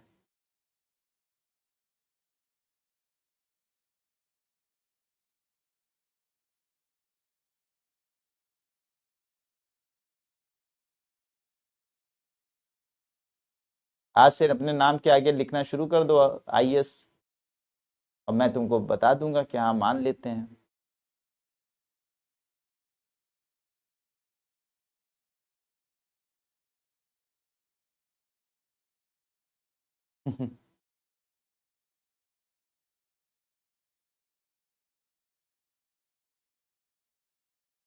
हो गया बच्चों? ठीक है, बहुत बढ़िया। अब देखो इंडिया के कुछ सुपर कंप्यूटर्स हैं जो इस टॉप 500 की लिस्ट में शामिल रहे हैं। तो उसमें जो है वो एरावत नाम का जो सबसे पावरफुल सुपर कंप्यूटर है बच्चों भारत का, उसका नाम है एरावत। और एरावत जो है इसकी ताकत है 8.50 से 13.717 फ्लॉप पेटा फ्लॉप्स। इसकी ताकत किसमें है? पेटा फ्लॉप्स में, एक्सा फ्लॉप्स में नहीं है। 8.50 से 13.17 पेटाफ्लॉप्स में इसकी ताकत है। ये कहां पर मौजूद है? Centre for development of advance computing Pune में, ठीक है, जहां पर सुपर कंप्यूटर को असेंबल किया जाता है, पुणे महाराष्ट्र में, ठीक है। भारत की जो सबसे बड़ी इंस्टीट्यूशन है, सबसे बड़ी जो संस्था है जो सुपर कंप्यूटर्स को बनाती है, बनाती नहीं है इनफैक्ट असेंबल करती है, ठीक है, तो असेंबल करती है। तो वो exactly centre for development of advance computing है। तो ये संस्था कहां पर मौजूद है? पुणे में। तो वहीं पर मौजूद है दुनिया का, भारत का सबसे पावरफुल सुपर कंप्यूटर एरावत, 8.50 से लेकर 13.17 जो है पेटाफ्लॉप्स की ताकत है। दूसरा जो हमारे पास है उसका नाम है अर्का ये अर्का मौजूद है, Indian institute of tropical metrology, ये भी पुणे में ही एक इंस्टीट्यूट है, ठीक है, पुणे में ही एक और इंस्टीट्यूट है, tropical Indian institute of tropical metrology, जो मौसम की जानकारी देता है, मौसम के बारे में अनुसंधान करता है। तो ये पुणे में मौजूद है। इसकी ताकत है 5.94 से 7.40 पेटाफ्लॉप्स। फिर से तीसरे नंबर पर है अरुणिका, ये है national centre for medium range weather forecasting. देखो ज्यादातर उन्हीं संस्थाओं में मौजूद है जहां पर वेदर मौसम की जानकारी दी जाती है, ठीक है। तो national centre for medium range weather forecasting Arunika नाम का सुपर कंप्यूटर है, ये है नोएडा में, ठीक है, नोएडा जो है वो यूपी में ये सुपर कंप्यूटर मौजूद है। फिर उसके बाद प्रत्युष है, ठीक है, ये चौथे नंबर का हमारे पास सुपर कंप्यूटर है, ठीक है, जिसकी ताकत 3.76 से 4.01 पेटाफ्लॉप्स की है। ये भी Indian institute of tropical metrology यानी ये पुणे में लगाया गया है। फिर उसके बाद अर्का AIML है, यह भी Indian institute of tropical metrology में लगाया गया है। और मिहिर नाम का है जो national centre for medium range weather forecasting यानी नोएडा में लगाया गया है। तो ये हमारे पास बच्चों 6 सुपर कंप्यूटर हैं जो टॉप 500 की लिस्ट में शामिल थे, ठीक है। तो इसे नोट कर लीजिए, ये भारत के सबसे पावरफुल सुपर कंप्यूटर्स हैं।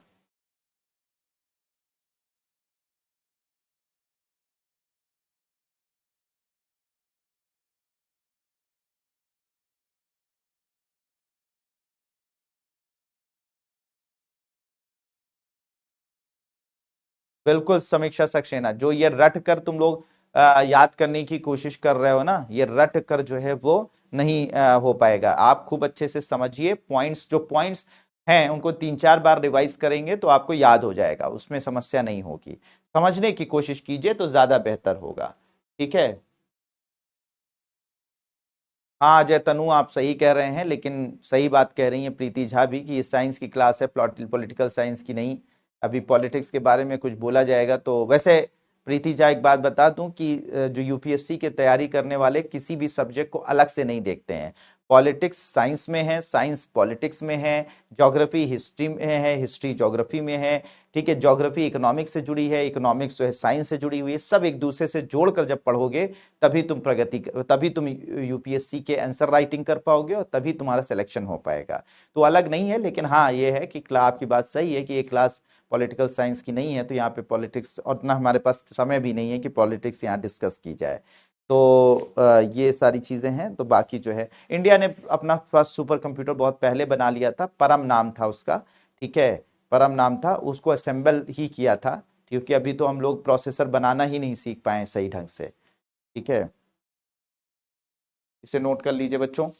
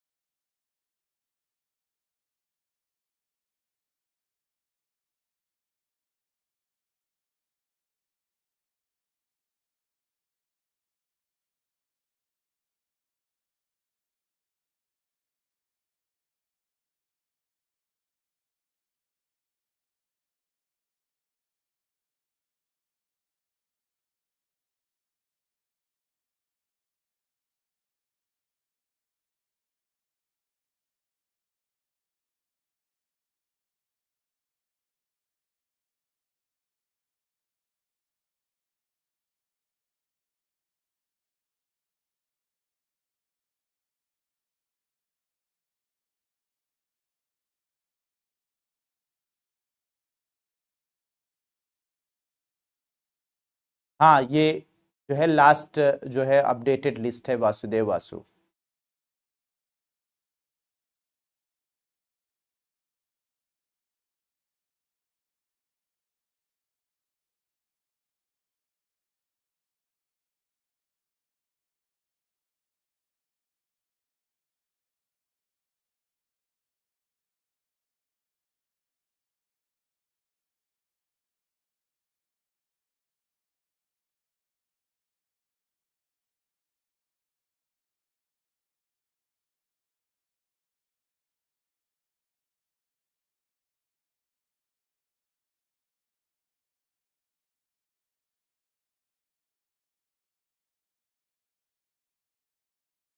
बिल्कुल सही बात है अभिनव कुमार पांडे। इसके अलावा हमारे पास कोई सहारा भी नहीं है बेटा। ठीक है, हमें कंट्री को सपोर्ट करना चाहिए, लेकिन ये भी सही बात है कि कुछ कड़वी बातों को जो है वो स्वीकार भी करना चाहिए। तो इसलिए बिल्कुल सही आप कह रहे हैं, हमेशा कंट्री को सपोर्ट करना चाहिए, लेकिन अपने अंदर लगातार सुधार भी करते रहना चाहिए, इसको भी ऐड कर लीजिएगा। जब आएगी समीक्षा सक्सेना तो अपडेट कर लीजिएगा।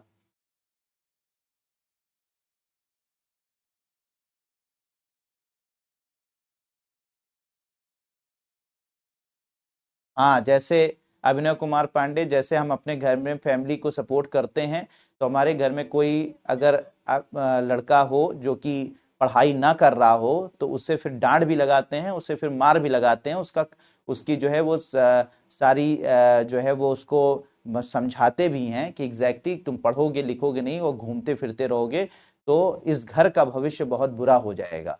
तो इस घर के भविष्य के लिए तुम्हें पढ़ना चाहिए, लिखना चाहिए, हमारा बच्चों के साथ घूमना नहीं चाहिए। ठीक है, हम उसे समझाते हैं ना, तो उसी तरीके से हमें अपने देश के भविष्य के बारे में अगर समझना है, अगर उसको सपोर्ट करना है, तो सपोर्ट सिर्फ ऐसे नहीं हो सकता कि सिर्फ आप झूठी तारीफें करते रहें।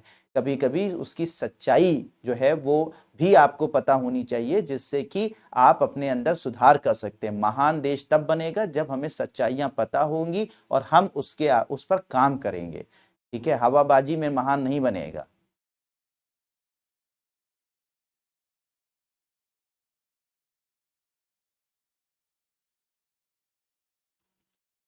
समझ में आ गई बात?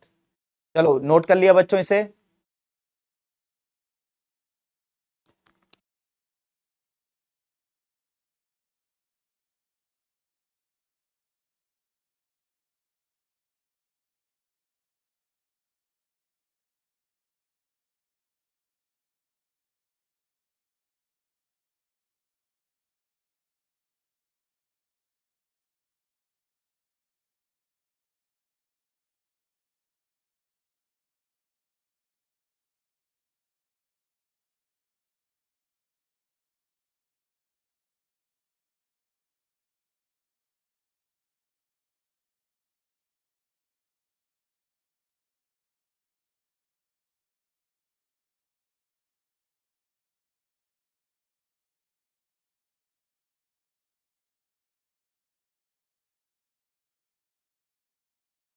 हाँ, बहुत बढ़िया दिव्या। चलिए।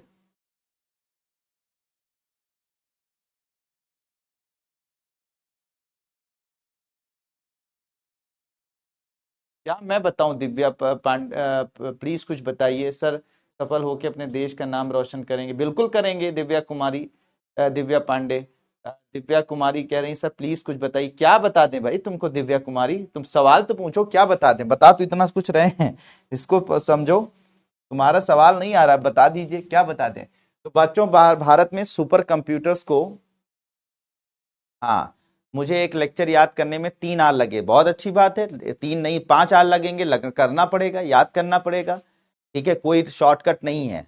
सच्चाई बात यह है बच्चों कि कोई शॉर्टकट नहीं है। आप ये सोचें कि मैं आपको कोई ऐसा तरीका बता दूं कि आधे घंटे में लेक्चर याद हो जाए, या मैं बता दूं कि जो कॉपी आपने लिखी है दिव्या कुमारी, उसको जो है पानी में रात भर जो है वो सिर्फ एक ही काम करना है, पानी में रात भर बाल्टी में उसको भिगो दीजिएगा, और उसके बाद सुबह देखेंगे तो वो गीली हो जाएगी, पूरा ऐसे मिक्स हो जाएगी, उसको घोल दीजिएगा।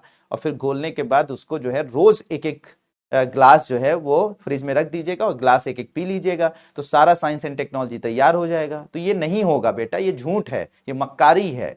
ठीक है, 3 घंटे में अगर एक एक चैप्टर तैयार हो रहा है तो तुम बहुत ब्रिलियंट हो, बहुत अच्छी हो, मतलब तुम्हें मैं सैल्यूट करता हूं, और तुम्हें जो है वो मतलब बहुत अच्छा तुम पढ़ रही हो। समझ में आ रही बात? तो तुम कोई कंफ्यूजन मत रखो, तुम बेहतरीन तरीके से 3 3 घंटे में, भाई 3 घंटे 10 चैप्टर हैं, 30 घंटे में तुम्हारा तैयार हो जा रहा है, तो इससे अच्छी क्या बात हो सकती है? अगली बार रिवीजन करोगी तो 15 घंटे लगेंगे, नेक्स्ट टाइम रिवीजन करोगी तो 7 घंटे रिवीजन लगेंगे। तो ये कोई बहुत मुश्किल काम नहीं है, बहुत शानदार तरीके से आप तैयार कर रहे हैं। ठीक है, नहीं हो पा रहा है गोर, तो मेहनत करनी पड़ेगी बेटा, और मेहनत करो, घंटे बढ़ा दो अपने। क्या कहते हैं, टहलने घूमने जो कमरे में जो और भी आप काम करते हैं घर में उसको कम करो, लेकिन इसमें आपको पढ़ना पड़ेगा दिव्या कुमारी, इसका कोई शॉर्टकट नहीं है मेरे प्यारे बेटे। ठीक है, कुछ नहीं कर सकते आप। 3 घंटे में अगर तुम्हारा एक चैप्टर तैयार हो बहुत अच्छी बात है, मैं तुमको मतलब तुम बहुत अच्छी लड़की हो। 3 घंटे में अगर तुम्हारा एक चैप्टर तैयार हो जा रहा है तो इट्स ग्रेट। ठीक है, महान हैं आप। चलो, तो अब इधर बात करते हैं बच्चों राष्ट्रीय सुपर कंप्यूटिंग मिशन की। भारत में सुपर कंप्यूटर्स को बढ़ावा देने के लिए राष्ट्रीय सुपर कंप्यूटिंग मिशन को स्टार्ट किया गया। और ये कब स्टार्ट किया गया बच्चों? ये सुपर कंप्यूटिंग मिशन जो स्टार्ट किया गया 2015 में, 7 वर्षों के लिए इसको तैयार किया गया। अब इसको बढ़ा दिया गया है, 4500 करोड़ रुपए की लागत थी, उससे इसको स्टार्ट किया गया था। इसमें यह प्लान किया गया था कि 70 भारत के जो 70 सबसे फास्टेस्ट सुपर कंप्यूटर हैं उनको जोड़कर हम लोग एक ग्रिड बना देंगे। ग्रिड का मतलब होता है एक दूसरे से कनेक्टेड कर देंगे, जिससे क्या होगा कि अगर 70 भारत के जो 70 सबसे बढ़िया सुपर कंप्यूटर हैं, ठीक है, हाँ, दुनिया के जो सबसे बेहतरीन भारत के जो सबसे अच्छे 70 सुपर कंप्यूटर हैं, मान लो कि एक आईआईटी मद्रास में लगा है, ठीक है, एक जो है आईआईटी बॉम्बे में लगा है, ठीक है, एक मान लीजिए कि आईआईएसआर में लगा है, ठीक है। तो अब ये जितने भी सुपर कंप्यूटर हैं इनको आपस में ग्रिड के जरिए कनेक्ट कर दिया जाता है, यानी एक पोर्टल के जरिए कनेक्ट कर दिया जाता है, जिससे क्या हो कि अगर मान लीजिए कि इसकी क्षमता 4 पेटाफ्लॉप्स है, इसकी क्षमता 3 पेटाफ्लॉप्स है, इसकी क्षमता 3 पेटाफ्लॉप्स है, तो और अगर मुझे आईआईटी बॉम्बे को जरूरत है कि 10 पेटाफ्लॉप्स की मुझे ताकत चाहिए, लेकिन उसके पास 4 पेटाफ्लॉप्स की ताकत वाला सुपर कंप्यूटर है, तो वो इस ग्रिड के जरिए ये तीनों सुपर कंप्यूटर्स की ताकत को यूज करके 10 पेटाफ्लॉप्स की ताकत जो है वो यूटिलाइज कर ले। तो फाइनली जो है इससे क्या होगा, देश में बहुत सारा अनुसंधान, यानी कि छोटे छोटे सुपर कंप्यूटर्स को हम क्या करेंगे, जोड़कर आपस में ग्रिड से जोड़कर हम क्या करेंगे, उनकी अधिकतम क्षमता को हम लोग जो है अर्जित कर सकते हैं। तो इसलिए हमारा यह मिशन था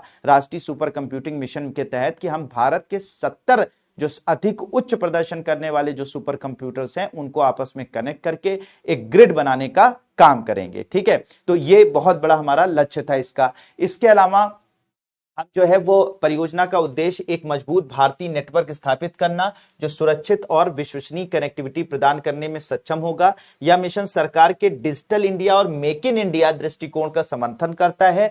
मिशन को संयुक्त रूप से किसने इसको किया है, विज्ञान और प्रौद्योगिकी विभाग ने शुरू किया है, और साथ ही साथ इलेक्ट्रॉनिक्स एवं सूचना प्रौद्योगिकी मंत्रालय ने इसको शुरू किया है। तो 2 विभागों का ये बच्चों ज्वाइंट नेटवर्क है, विज्ञान और प्रौद्योगिकी विभाग का और साथ ही साथ इलेक्ट्रॉनिक एवं सूचना प्रौद्योगिकी मंत्रालय का।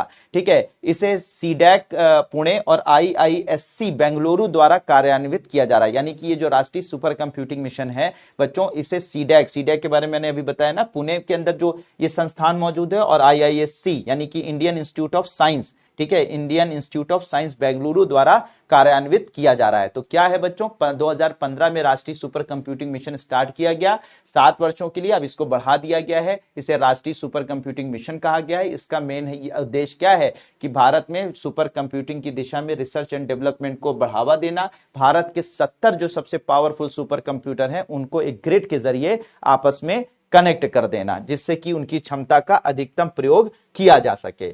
इसके अलावा इस मिशन की जो है 3 चरण थे। पहला चरण जो है ये है कि इसमें सुपर कंप्यूटर को असेंबल करना शामिल होगा। असेंबल करने का मतलब कि हम अमेरिका वगैरह देशों से जो है सुपर कंप्यूटर के अलग अलग भागों को मंगवाएंगे, भारत में उनको जोड़ जोड़कर एक सुपर कंप्यूटर बनाएंगे। यानी खुद जो है वो अपना जो है वो मशीन नहीं बना पाए हैं अभी तक। ठीक है, तो हमने सोचा था कि पहले हम असेंबलिंग करना सीखेंगे, यानी अलग अलग देशों से सुपर कंप्यूटर के पार्ट्स को मंगवाकर भारत में असेंबल करना सीखेंगे, चरण 1 में, यानी पहले चरण में। दूसरे चरण में हमारा क्या था कि भारत में ही कुछ घटकों का निर्माण करना हम शुरू कर देंगे। भारत में ही हम जो है वो सुपर कंप्यूटर में लगने वाली जो मशीनें होंगी या जो भी उसके पार्ट्स होंगे उनको बनाना शुरू कर देंगे। और तीसरे चरण में हमारा था कि इसके अंतर्गत हम सुपर कंप्यूटर भारत द्वारा डिजाइन किया जाएगा। यानी सुपर कंप्यूटर पहले चरण में हम सारे पार्ट विदेश से मंगवाएंगे, भारत में जोड़ेंगे। दूसरे में कुछ कुछ पार्ट्स जो है हम भारत में बनाना शुरू कर देंगे। और तीसरे चरण में है कि सारे पार्ट्स भारत में बनाएंगे और भारत में ही सुपर कंप्यूटर का निर्माण करेंगे। बनाएंगे। तो ये 3 चरण थे किसके, इस मिशन के 3 चरण थे। इस पायलट सिस्टम में रुद्र नाम का एक स्वदेशी रूप से विकसित सर्वर प्लेटफॉर्म का परीक्षण किया जा रहा है, जिसमें त्रिनेत्र नाम का इंटरनोड संचार भी विकसित किया जा रहा है। मतलब ये जो सारे सुपर कंप्यूटर हैं एक दूसरे से कनेक्टेड हो, तो इस दूसरे से कनेक्टेड हो तो उसके लिए एक सर्वर प्लेटफॉर्म बनाया गया है जिसका नाम रुद्र रखा गया है, और साथ ही साथ एक इंटरनोड संचार भी विकसित किया गया है, यानी कि एक ऐसा सिस्टम जिससे कि सारे सुपर कंप्यूटर जुड़े रहे, उसे त्रिनेत्र के नाम से जाना गया है। भारत का पहला सुपर कंप्यूटर कब था, परम 8000 था। अभी जो है भारत में कुछ और अच्छे सुपर कंप्यूटर बनाए गए हैं, असेंबल किए गए हैं। परम शिवाय है, ठीक है, स्वदेशी रूप से असेंबल किया गया है। पहला सुपर कंप्यूटर है भारत का परम शिवाय, जो स्वदेशी रूप से भारत में असेंबल किया गया है भारत के हिसाब से, ठीक है। इसको आईआईटी बीएचयू में स्थापित किया गया है। कहां पर स्थापित किया गया है, आईआईटी बीएचयू में। इसके अलावा आईआईटी खड़गपुर, आईआईएसईआर पुणे और जेएनसीएसआर बेंगलुरु और आईआईटी कानपुर में हम लोगों ने कुछ और सुपर कंप्यूटर अभी असेंबल किए हैं, जैसे परम शक्ति जो है वो आईआईटी खड़गपुर में, परम ब्रह्मा जो है आईआईएसईआर में, परम जेएनसीएसआर में जो है परम युक्ति, और आईआईटी कानपुर में परम संगणक को स्थापित किया गया है। तो ये सब जो है अब काम भारत में बहुत जबरदस्त तरीके से हो रहा है बच्चों।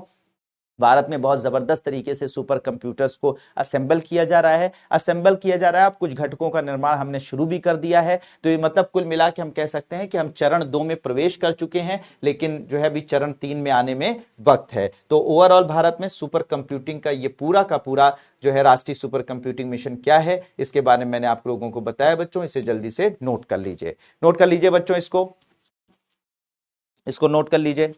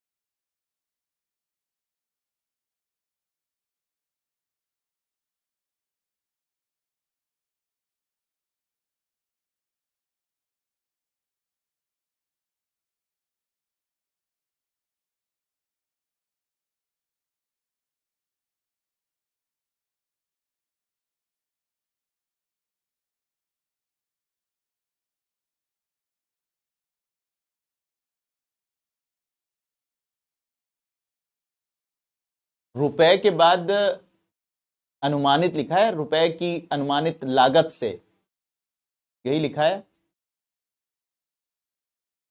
बबीता कुमार कह रही हैं सुपर कंप्यूटर के साइंटिस्ट का नाम क्या है। सुपर कंप्यूटर के साइंटिस्ट नहीं है, बहुत सारे साइंटिस्ट हैं, लेकिन उनके जनक कह सकते हैं, सीमोर क्रे नाम है, सीमोर क्रे।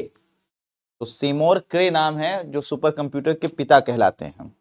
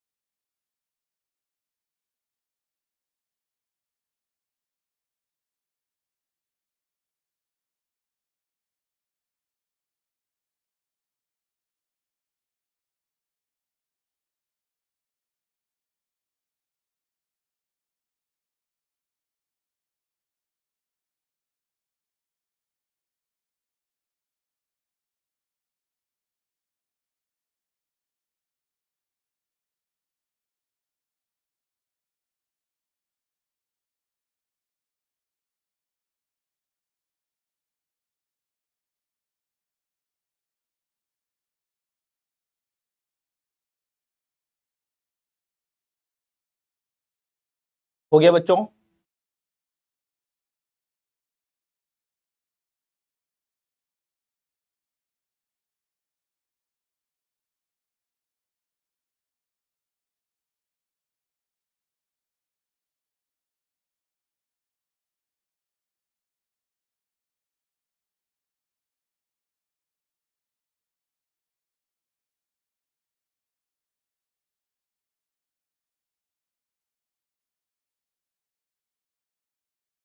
हो गया बच्चों सभी लोगों का?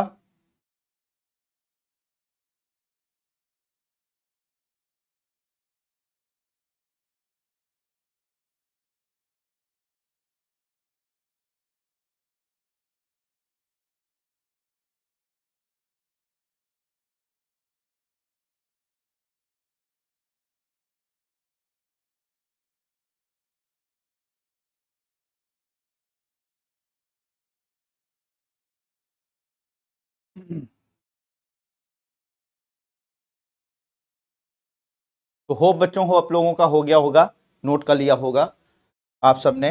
अब हम लोग बात करते हैं सुपर कंप्यूटर के बाद हम लोग अब बात करेंगे क्वांटम कंप्यूटर के बारे में। इसके बारे में बात करेंगे बच्चों, क्वांटम कंप्यूटर।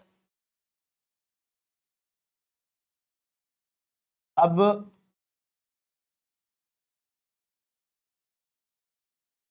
क्वांटम कंप्यूटर, अब इसको समझिएगा, क्वांटम कंप्यूटर्स क्या होते हैं बच्चों, बहुत अच्छे से समझिएगा। अक्सर ये चीजें समझ में नहीं आती हैं, ठीक है, लेकिन मुझे पूरा यकीन है कि आप सबको बहुत अच्छे तरीके से समझ में आएंगी, ठीक है। देखो बच्चों, जो हमारा नॉर्मल कंप्यूटर होता है, जो हमारा क्लासिकल कंप्यूटर होता है, जो हम लोग यूज करते हैं, जो सुपर कंप्यूटर्स होते हैं, वो जो क्लासिकल मैकेनिक्स पर काम करते हैं, ठीक है, तो वो क्या काम करते हैं बच्चों कि हमेशा जो भी कैलकुलेशन करते हैं वो या तो वन की फॉर्म में करते हैं या तो जीरो की फॉर्म में करते हैं, ठीक है। और इसे कहा जाता है बिट्स कहा जाता है। इसे क्या बोला जाता है? बिट्स कहा जाता है। मतलब इसको सिंपल भाषा में आप समझिए कि हमारे जो नॉर्मल कंप्यूटर होते हैं, इवन कि हमारे जो सुपर कंप्यूटर भी होते हैं, वो भी हमेशा एक समय पर एक ही कैलकुलेशन करते हैं। या तो वो वन स्टेट में करेंगे, यानी कि दो स्टेट्स पाई जाती हैं, उनमें से या तो एक पाई जाती है जीरो और एक पाई जाती है वन, ठीक है। तो हमेशा या तो वन की स्टेट में कैलकुलेशन करेंगे या तो जीरो की स्टेट में कैलकुलेशन करेंगे। इसके अलावा ये कैलकुलेशन नहीं करते, मतलब कि एक समय में एक ही स्टेट में कैलकुलेशन कर सकते हैं। इस बात को समझिएगा। मतलब ये समझ लीजिए कि मैंने सिक्का सिक्का लिया जिसमें हेड और टेल था, तो हेड और टेल को जब सिक्का उछालने से पहले मैंने देखा, कैलकुलेट कर लिया कि क्या बना हुआ है, हेड बना हुआ है। मैंने उछाला, सिक्का गया गया गया गया गया, ऊपर गया, ऊपर गया, ऊपर वापस आया, आया आया आया और फिर मेरे हाथ में आ गया। अब क्या दिख रहा है मुझे? हेड या टेल दिख रहा है। यानी कैलकुलेशन जो है बच्चों, या तो मैं सिक्का उछालने से पहले कर सकता हूं, या कैलकुलेशन मैं कर सकता हूं जब सिक्का उछल के वापस आ गया, तब मेरे जब हाथ में आ गया तभी मैं कैलकुलेशन कर पा रहा हूं। तो हमारे जो क्लासिकल कंप्यूटर्स होते हैं मेरे प्यारे बच्चों, वो हमेशा जीरो और वन यानी बाइनरी नंबर से इसे कहते हैं। इसे क्या बोला जाता है? बाइनरी नंबर, यानी दो नंबर में कैलकुलेशन करते हैं और एक समय पर एक ही स्टेट में कैलकुलेशन करते हैं। या तो वन की फॉर्म स्टेट में कैलकुलेशन करते हैं या तो वन जीरो की स्टेट में कैलकुलेशन करते हैं।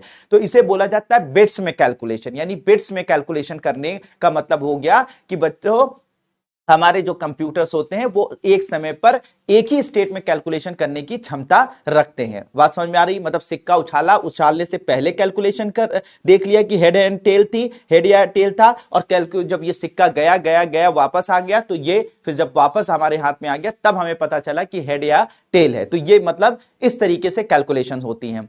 लेकिन उसी जगह पर मेरे प्यारे बच्चों जो क्वांटम कंप्यूटर्स होते हैं वो क्यूबिट्स में कैलकुलेशन करते हैं। क्यूबिट्स का मतलब क्या हो जाता है कि ये जब आप ये वन और जीरो ये जो दो स्टेट हैं इसमें कैलकुलेशन जैसा कि हमारे क्लासिकल कंप्यूटर कर रहे थे वो तो करते ही हैं, लेकिन साथ ही साथ ये 1 और 0 में कैलकुलेशन करेंगे, यानी 1 स्टेट में भी कैलकुलेशन करेंगे, 0 स्टेट में भी कैलकुलेशन करेंगे, और इन बिटवीन 0 1 यानी कि एक समय पर ये 1 की फॉर्म में और 0 की फॉर्म में दोनों में कैलकुलेशन कर सकते हैं, यानी कि 1 की फॉर्म में भी कैलकुलेशन कर सकते हैं, 0 की स्टेट में भी कैलकुलेशन कर सकते हैं, और एक साथ 1 एंड 0 दोनों में कैलकुलेशन करने की इनके अंदर क्षमता होती है। उसमें क्या आता है, या तो 1 की स्टेट में करेगा या तो 0 की स्टेट में करेगा। यहां पे क्या है, 1 की स्टेट में, 0 की स्टेट में, और 0 और 1 दोनों की स्टेट में कैलकुलेशन करने की क्षमता होती है। मतलब यह हो गया कि यहां पर सिक्का जब हमने उछालने से पहले देखा था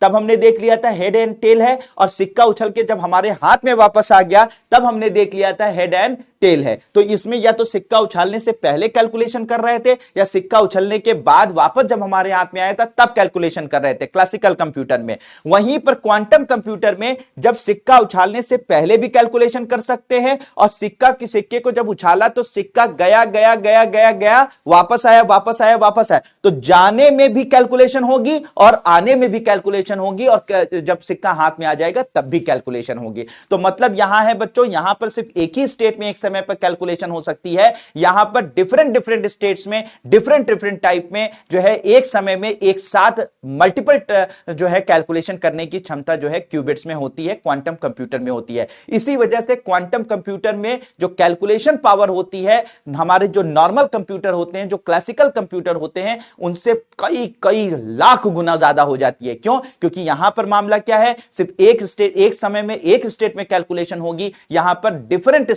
एक समय पर मल्टीपल स्टेट में कैलकुलेशन होने की क्षमता होती है। इसको और सिंपल भाषा में आपको बता देता हूं जिससे यह बात आपको क्लियर हो जाएगी बच्चों, कि मान लीजिए कि आपको एक तरीके से ये कमरे हैं, ठीक है, ये मान लीजिए 9 कमरे हैं, ठीक है, इसको और अच्छे से समझ लीजिएगा।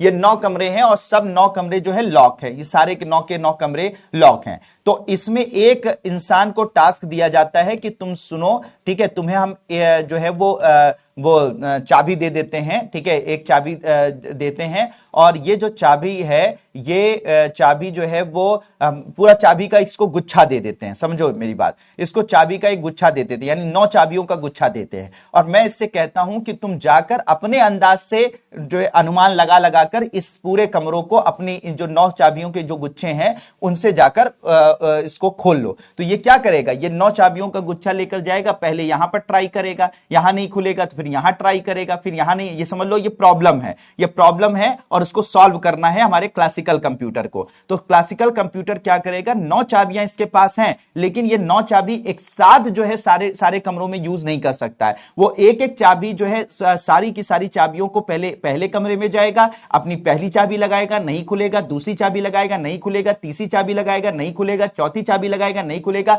पांचवी चाबी लगाएगा, नहीं खुलेगा, या छठी चाबी में हो सकता है खुल जाए, फिर ये खुल जाएगा कमरा तो इस चाबी, फिर इसमें पहली चाबी लगाएगा, दूसरी चाबी लगाएगा, फिर तीसरी चाबी, फिर इसको बाद खोलेगा। इस तरीके से अगर ये खोलेगा तो बच्चों कितना ज्यादा समय लग जाएगा। तो क्लासिकल कंप्यूटर में जब कोई प्रॉब्लम सॉल्विंग होती है बच्चों, तो होता क्या है कि एक एक स्टेट में जाकर और एक एक स्टेट में जाकर जो है वो प्रॉब्लम को सॉल्व करना पड़ता है, जिसमें समय ज्यादा लगता है, वक्त ज्यादा लगता है और एनर्जी ज्यादा लगती है। लेकिन उसी जगह पर जो क्वांटम कंप्यूटर्स होते हैं बच्चों, ठीक है, क्वांटम कंप्यूटर्स में मतलब यह होता है कि इस आदमी को कहा गया कि भैया तुम जाकर इन कमरों के लॉक को खोलो, और तुम्हें हमने 9 चाबियां दे दी हैं, अब तुम इन लॉक को खोलो। तो अब ये क्या करेगा, जानते हो क्या करेगा, अब ये क्वांटम कंप्यूटर है, वो क्या है, आपका क्लासिकल कंप्यूटर है, वो एक है और एक ही काम कर सकता है, एक समय पर एक ही काम कर सकता है, ठीक है, एक ही स्टेट में काम कर सकता है। उसके पास 9 चाबियां तो है, लेकिन उसको हर एक कमरे के आगे जाना पड़ेगा, अपनी हर 9 चाबी को यूज करके उसको टेस्ट करना पड़ेगा, फिर एक चाबी उसमें लगेगी तो एक कमरा खुलेगा, फिर इसमें जो बचे हुए 8 चाबियां हैं उसको लगाना पड़ेगा, फिर उसको टेस्ट करना पड़ेगा, फिर उसके बाद वो 8 बार कोशिश करेगा, फिर दूसरा कमरा खुलेगा, फिर ये तीसरे कमरे में जाएगा, फिर वहां पे सारी चाबियां यूज करेगा, फिर तीसरा कमरा खुलेगा, ऐसे करते हुए बहुत समय लगाएगा। तो ये है क्लासिकल कंप्यूटर बच्चों, इससे अच्छे उदाहरण से आपको नहीं समझाया जा सकता। आज के बाद आप जिंदगी में कभी कंफ्यूज नहीं होंगे कि क्वांटम कंप्यूटर और नॉर्मल कंप्यूटर में क्या डिफरेंस है। यहां पर क्या होता है है, क्वांटम कंप्यूटर में क्या होता है, एक इंसान वही है, कमरे वही हैं, लॉक खोलने हैं सबके, ठीक है, लॉक खोलने हैं, लेकिन थोड़ा जल्दी खोलने हैं, तुरंत खोलने हैं। तो ये इंसान क्या करता है, ये कहता है कि मेरे पास 9 चाबियां हैं, ठीक है, मेरे पास 9 चाबियां हैं, मेरे पास जो है वो मुझे ये टास्क दिया गया है। ये क्या काम करता है, तुरंत रेप्लिकेट कर जाता है। रेप्लिकेट करने का मतलब ये होता है कि अपनी फोटो कॉपी तैयार कर देता है, यानी 9 ऐसे इंसानों को तुरंत तैयार कर देगा, अपने जैसे इंसानों को तैयार कर देगा, और ये जो 9 इंसान के मतलब एक तरीके से अपने क्लोन्स तैयार कर देता है। तो जब ये 9 क्लोन्स तैयार हो गए, ठीक है, समझे बच्चों, कि ये जो 9 क्लोन्स तैयार हो गए, ये सारे के सारे जो 9 क्लोन्स तैयार ये पहले करेगा, और ये सारे के सारे 9 क्लोन जाकर एक एक दरवाजे के सामने खड़े होकर तड़ातड़ जल्दी जल्दी जल्दी जल्दी एक साथ बैठकर सारे 9 क्लोन जो है 9 दरवाजे पे पहुंच गए, और उन्होंने तुरंत तुरंत चाबियां लगाकर और दरवाजों को खोल दिया। तो इस तरीके से इसका काम तुरंत हो जाएगा, ठीक है, क्योंकि इसमें एक लोग काम नहीं कर रहे हैं, वो जाएगा, हर जगह जाएगा, हर दरवाजा खटखटाएगा, हर दरवाजे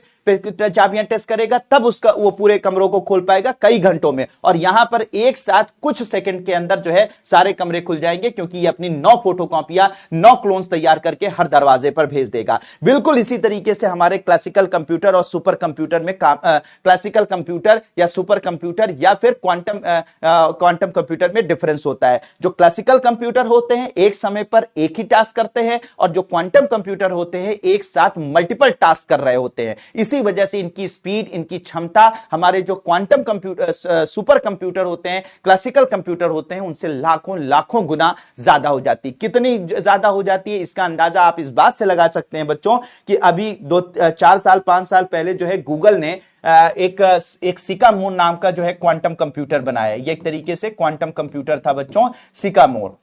ये 4-5 साल पहले की बात कर रहा हूं। तो एक क्वांटम कंप्यूटर बनाया सिकामोर। सिकामोर ने जो है वो 200 सेकंड में जो कैलकुलेशन करी, 200 सेकंड में जो कैलकुलेशन इस क्वांटम कंप्यूटर जिसका नाम सिकामोर था, जिसे गूगल ने बनाया था बच्चों, तो इस गूगल नाम के क्वांटम कंप्यूटर सिकामोर ने जो 200 सेकंड में कैलकुलेशन करी, 200 सेकंड में, 200 सेकंड का मतलब 3 मिनट, 1 2 3 मिनट में। तो याद रखोगे मेरे प्यारे बच्चों, जानकर आप हिल जाओगे, आपके रोंगटे खड़े हो जाएंगे कि क्वांटम कंप्यूटर सिकामोर ने जो गूगल ने बनाया था, उसने जो 200 सेकंड में कैलकुलेशन करी, 200 सेकंड में जो गणना करी, अगर आज दुनिया के सबसे पावरफुल सुपर कंप्यूटर जो 1 सेकंड के अंदर क्वांटिलियन कैलकुलेशन कर सकते हैं, अगर उनको यह टास्क दे दिया जाए, उनको यह कैलकुलेशन दे दी जाए, ठीक है, जिसको करने में 200 सेकंड लगाए सिकामोर ने, तो उसको अगर टास्क दे दिया जाए, दुनिया के सबसे पावरफुल सुपर कंप्यूटर को यह टास्क दे दिया जाए कि तुम ये कैलकुलेशन करो, तो मेरे प्यारे बच्चों आज दुनिया का जो सबसे पावरफुल सुपर कंप्यूटर है, जो एक्साफ्लॉप्स में कैलकुलेट करता है, जिसका भौकाल मैंने आपको पहले बता रखा है कि क्या क्या होता है, कई कई ट्रिलियन कैलकुलेशन 1 सेकंड में कर लेता है बच्चों। तो आज दुनिया का सबसे पावरफुल सुपर कंप्यूटर जो एक्साफ्लॉप्स में कैलकुलेशन करता है, सिकामोर के 200 सेकंड की कैलकुलेशन को करने में अगर वो लगातार कैलकुलेशन करे तो 10,000 साल लग जाएंगे। मेरे प्यारे बच्चों, ये है कंपैरिजन क्वांटम कंप्यूटर और सुपर कंप्यूटर का। सुपर कंप्यूटर जो काम 10,000 साल में करेगा, वो सिर्फ 200 सेकंड में करके दिखा दिया सिकामोर ने। ये ताकत है। तो आप कहेंगे सर इसका यूज कहां होगा? बेटा यूज वहीं होगा, वही तो वहां पे आपको क्वांटम कंप्यूटर का यूज बताया था। लेकिन वहां पे काम जो महीनों में होता था वो कुछ घंटों में होगा, घंटों का काम कुछ सेकंड्स में होगा, और जहां पे सालों का काम जो है वो कुछ महीनों में या कुछ जो है दिनों में हो जाएगा। तो ये है मेरे प्यारे बच्चों क्वांटम कंप्यूटर और सुपर कंप्यूटर में डिफरेंस। ये है क्वांटम कंप्यूटर और सुपर कंप्यूटर में डिफरेंस। तो मेरे प्यारे बच्चों, होप कि आपको ये बात आपको समझ में। और फिर यही कहानी रुकती नहीं है सानिया जैदी, यहीं पर कहानी रुकती नहीं है। ये तो 5 साल पहले के सिकामोर की मैं बात बता रहा हूं। अभी हाल में जो है वो विलो नाम की चिप बनाई है, इसी गूगल ने ही बनाई है। विलो नाम की चिप, कौन सी चिप? विलो नाम की चिप बनाई है, गूगल ने ही बनाई है। क्या नाम है उसका? विलो। विलो जो है वो 5 मिनट में जो कैलकुलेशन किया है, अभी ये इसी साल 5 मिनट में जो इसने कैलकुलेशन किया है बच्चों, उसको करने में आज के सुपर कंप्यूटर को 10 की घात 25 साल लग जाएंगे। 10 सेप्टिलियन ईयर्स, 10 की घात 25 साल, ठीक है, 10 की घात 25 साल लग जाएंगे। यानी कि इस ब्रह्मांड का निर्माण जब से हुआ है और ब्रह्मांड अंत भी हो जाएगा, लेकिन आज का सुपर कंप्यूटर वो कैलकुलेशन नहीं कर सकता जो 5 मिनट में इस विलो नाम की चिप ने, या ये विलो नाम के सुपर कंप्यूटर में लगने वाली चिप ने किया है। जरा सोचिए, ये है कंपैरिजन, हिल जाओगे। तो अभी ये 10,000 साल वाला तो मैंने 5 साल पहले वाला क्वांटम कंप्यूटर का की तुलना करी थी। यहां पे तो मैं आपको बता रहा हूं जो अभी इसी साल 2025 में काफी चर्चा में रहा, 2024-25 में चर्चा में रहा, विलो नाम की चिप जिसे गूगल ने बनाया है, उसकी 5 मिनट की कैलकुलेशन करने में आज दुनिया के सारे सुपर कंप्यूटर को, मतलब दुनिया का जो सबसे पावरफुल सुपर कंप्यूटर है, 10 की घात 25 साल लग जाएंगे, 10 सेप्टेलियन ईयर्स। ये है पावर क्वांटम कंप्यूटर्स की। तो होप मेरे प्यारे बच्चों, क्वांटम कंप्यूटर क्या होते हैं, क्यों क्वांटम कंप्यूटर्स जो हमारे नॉर्मल कंप्यूटर या क्लासिकल कंप्यूटर या सुपर कंप्यूटर से कैसे डिफरेंस है, ठीक है, होप कि ये बात आप लोगों को अच्छे से समझ में आ गई होगी। बिल्कुल बात के बताओ बच्चों, बता लोगे सबको, बिल्कुल बात क्लियर है। जो साइंस के स्टूडेंट है, जो साइंस के नई स्टूडेंट है, बिल्कुल सिंपल भाषा में समझ में आ गया कि क्वांटम कंप्यूटर और क्लासिकल कंप्यूटर में क्या डिफरेंस है। बच्चों जल्दी बताइए, बिल्कुल बात क्लियर है।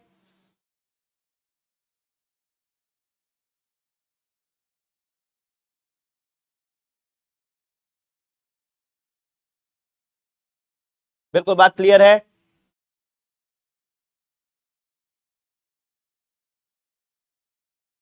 शाबाश।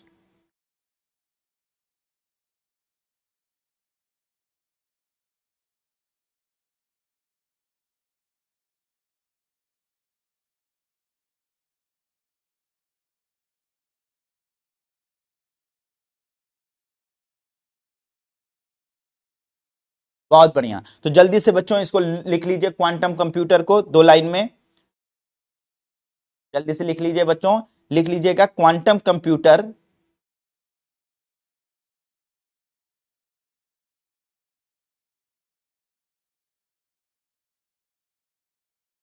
क्वांटम कंप्यूटर भविष्य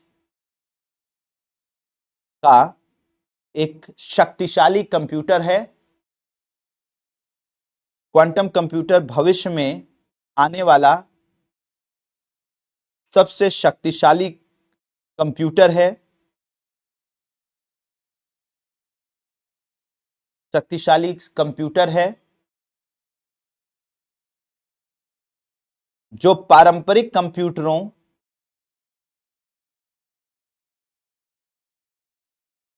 जो पारंपरिक कंप्यूटरों की तरह जो पारंपरिक कंप्यूटरों की तरह बिट्स में गणना ना करके, बिट्स में जो बिट्स लिखा हुआ है इसको लिख लीजिएगा, बिट्स में गणना ना करके, यह पारंपरिक कंप्यूटरों की तरह बिट्स में गणना ना करके क्यूबिट्स में गणना करता है। क्यूबिट्स में गणना करता है।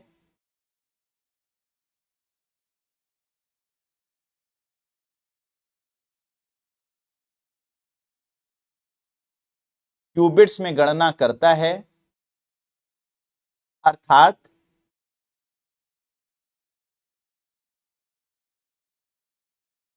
अर्थात यह एक साथ कई अवस्थाओं में, या अर्थात यह एक साथ कई अवस्थाओं में, अर्थात यह एक साथ कई अवस्थाओं में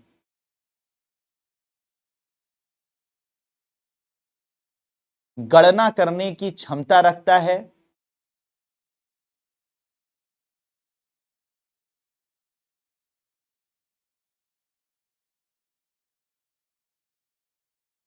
एक साथ कई अवस्थाओं में गणना करने की क्षमता रखता है। इसे सुपरपोजिशन इसे सुपरपोजिशन कहा जाता है। इसे सुपरपोजिशन कहा जाता है। इसे सुपरपोजिशन कहा जाता है।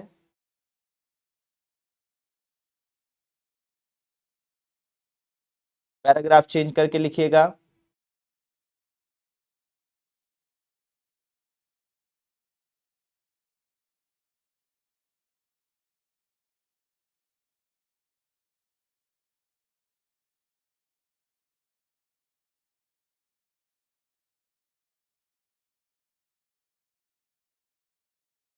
पैराग्राफ चेंज करके लिखिएगा कि यह सामान्य कंप्यूटर अथवा सुपर कंप्यूटरों से, या सामान्य कंप्यूटर तथा सुपर कंप्यूटरों से अत्यधिक शक्तिशाली होता है, अत्यधिक शक्तिशाली होता है,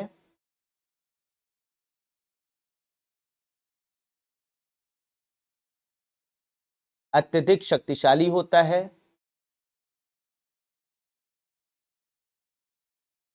अत्यधिक शक्तिशाली होता है,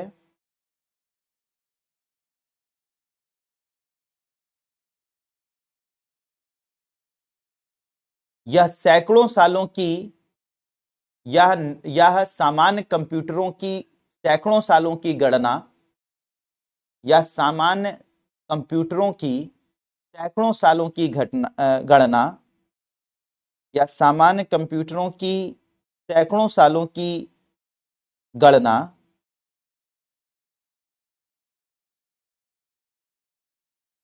कुछ मिनट में कर सकता है, कुछ मिनट में कर सकता है। इसका प्रयोग, पैराग्राफ चेंज करके लिखेगा, इसका प्रयोग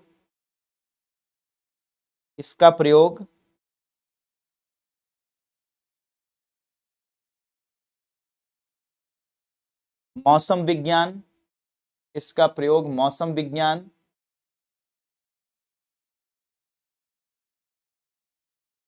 जैव प्रौद्योगिकी, जैव प्रौद्योगिकी, मौसम विज्ञान, जैव प्रौद्योगिकी, मेडिकल रिसर्च, मेडिकल रिसर्च,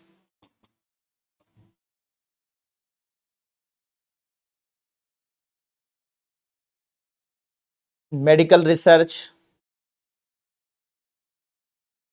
अंतरिक्ष अनुसंधान, अंतरिक्ष अनुसंधान,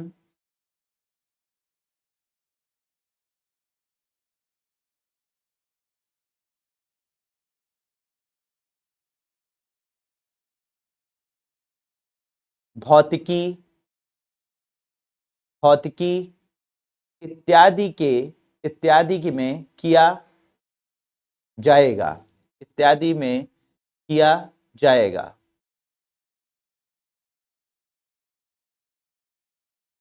इत्यादि में किया जाएगा। कुछ क्वांटम, फिर इसके बाद पैराग्राफ चेंज करके लिखेगा कि कुछ क्वांटम कंप्यूटर तथा चिप निम्नलिखित हैं। कुछ क्वांटम कंप्यूटर अथवा चिप निम्नलिखित हैं, ठीक है, निम्नलिखित हैं करके ये सिकामोर नोट कर लीजिए। सिकामोर किसका है? गूगल का है। इसके बाद विलो चिप के बारे में नोट कर लीजिए, और इसके बाद मैंने पूरी लिस्ट बना दी है, ठीक है। जैसे गूगल की विलो नाम की चिप है, मैंने बताई है। माइक्रोसॉफ्ट की मेजराना 1 है, इसके बारे में यूपीएससी ने पूछा है। चाइना ने जुच जुचोन गाची 3.0 बनाई है। डी वेव है, एडवांटेज 2 नाम, डी वेव कंपनी ने एडवांटेज 2 बनाई है। आईबीएम कंपनी ने कॉन्डोर बनाई है। आईबीएम कंपनी ने हेरॉन बनाई है। इंटेल ने हॉर्स रिज बनाई है। तो ये सब जो है वो क्वांटम चिप्स हैं जो अलग अलग कंपनियों ने बनाई है। इसको नोट कर लीजिए। सिकामोर भी गूगल ने बनाया है। तो ये सब मशहूर, जो सबसे मशहूर चिप्स हैं जो क्वांटम कंप्यूटर्स में लगेंगी, ठीक है, वो यहां पर लिस्ट दी हुई है, इसे नोट कर लीजिए।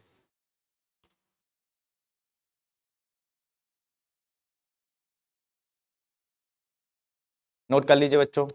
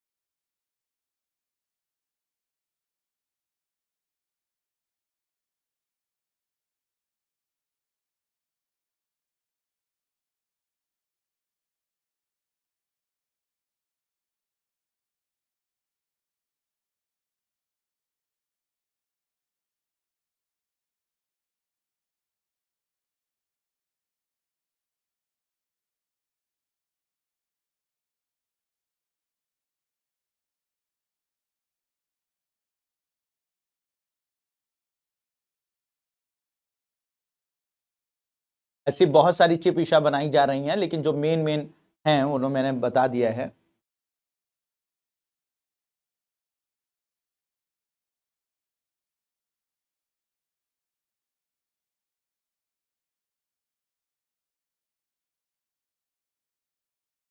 तो होप बच्चों आप लोगों ने इसे नोट कर लिया होगा।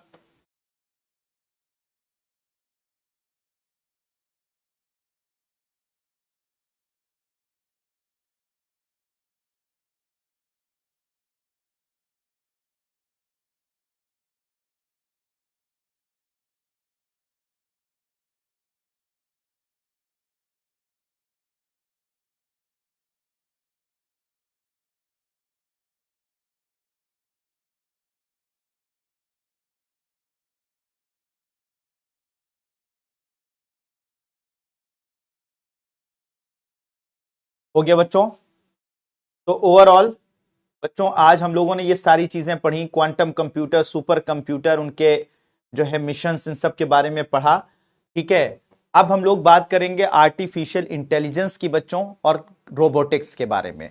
तो आर्टिफिशियल इंटेलिजेंस क्या होती है, बहुत इंटरेस्टिंग ये भी है, और रोबोटिक्स क्या है, कैसे इसके एप्लीकेशन है, ये सब हम लोग बच्चों कल बात करेंगे। आज के लिए इतना ही रखते हैं। होप कि आज की क्लास को आप लोगों ने काफी इंजॉय किया होगा, काफी कुछ इंफॉर्मेशन आपने जो है वो कलेक्ट की होगी। तो थैंक यू सो मच बच्चों, and may God bless you all. खुश रहिए। कल हम लोग AI, artificial intelligence and computers के बारे में, रोबोटिक्स के बारे में देखेंगे। ठीक है, तो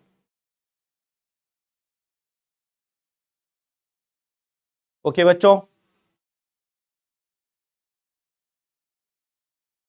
तो बिल्कुल सारी चीजें बिल्कुल क्लियर हो गई। बहुत बढ़िया, बहुत शानदार, बहुत जबरदस्त।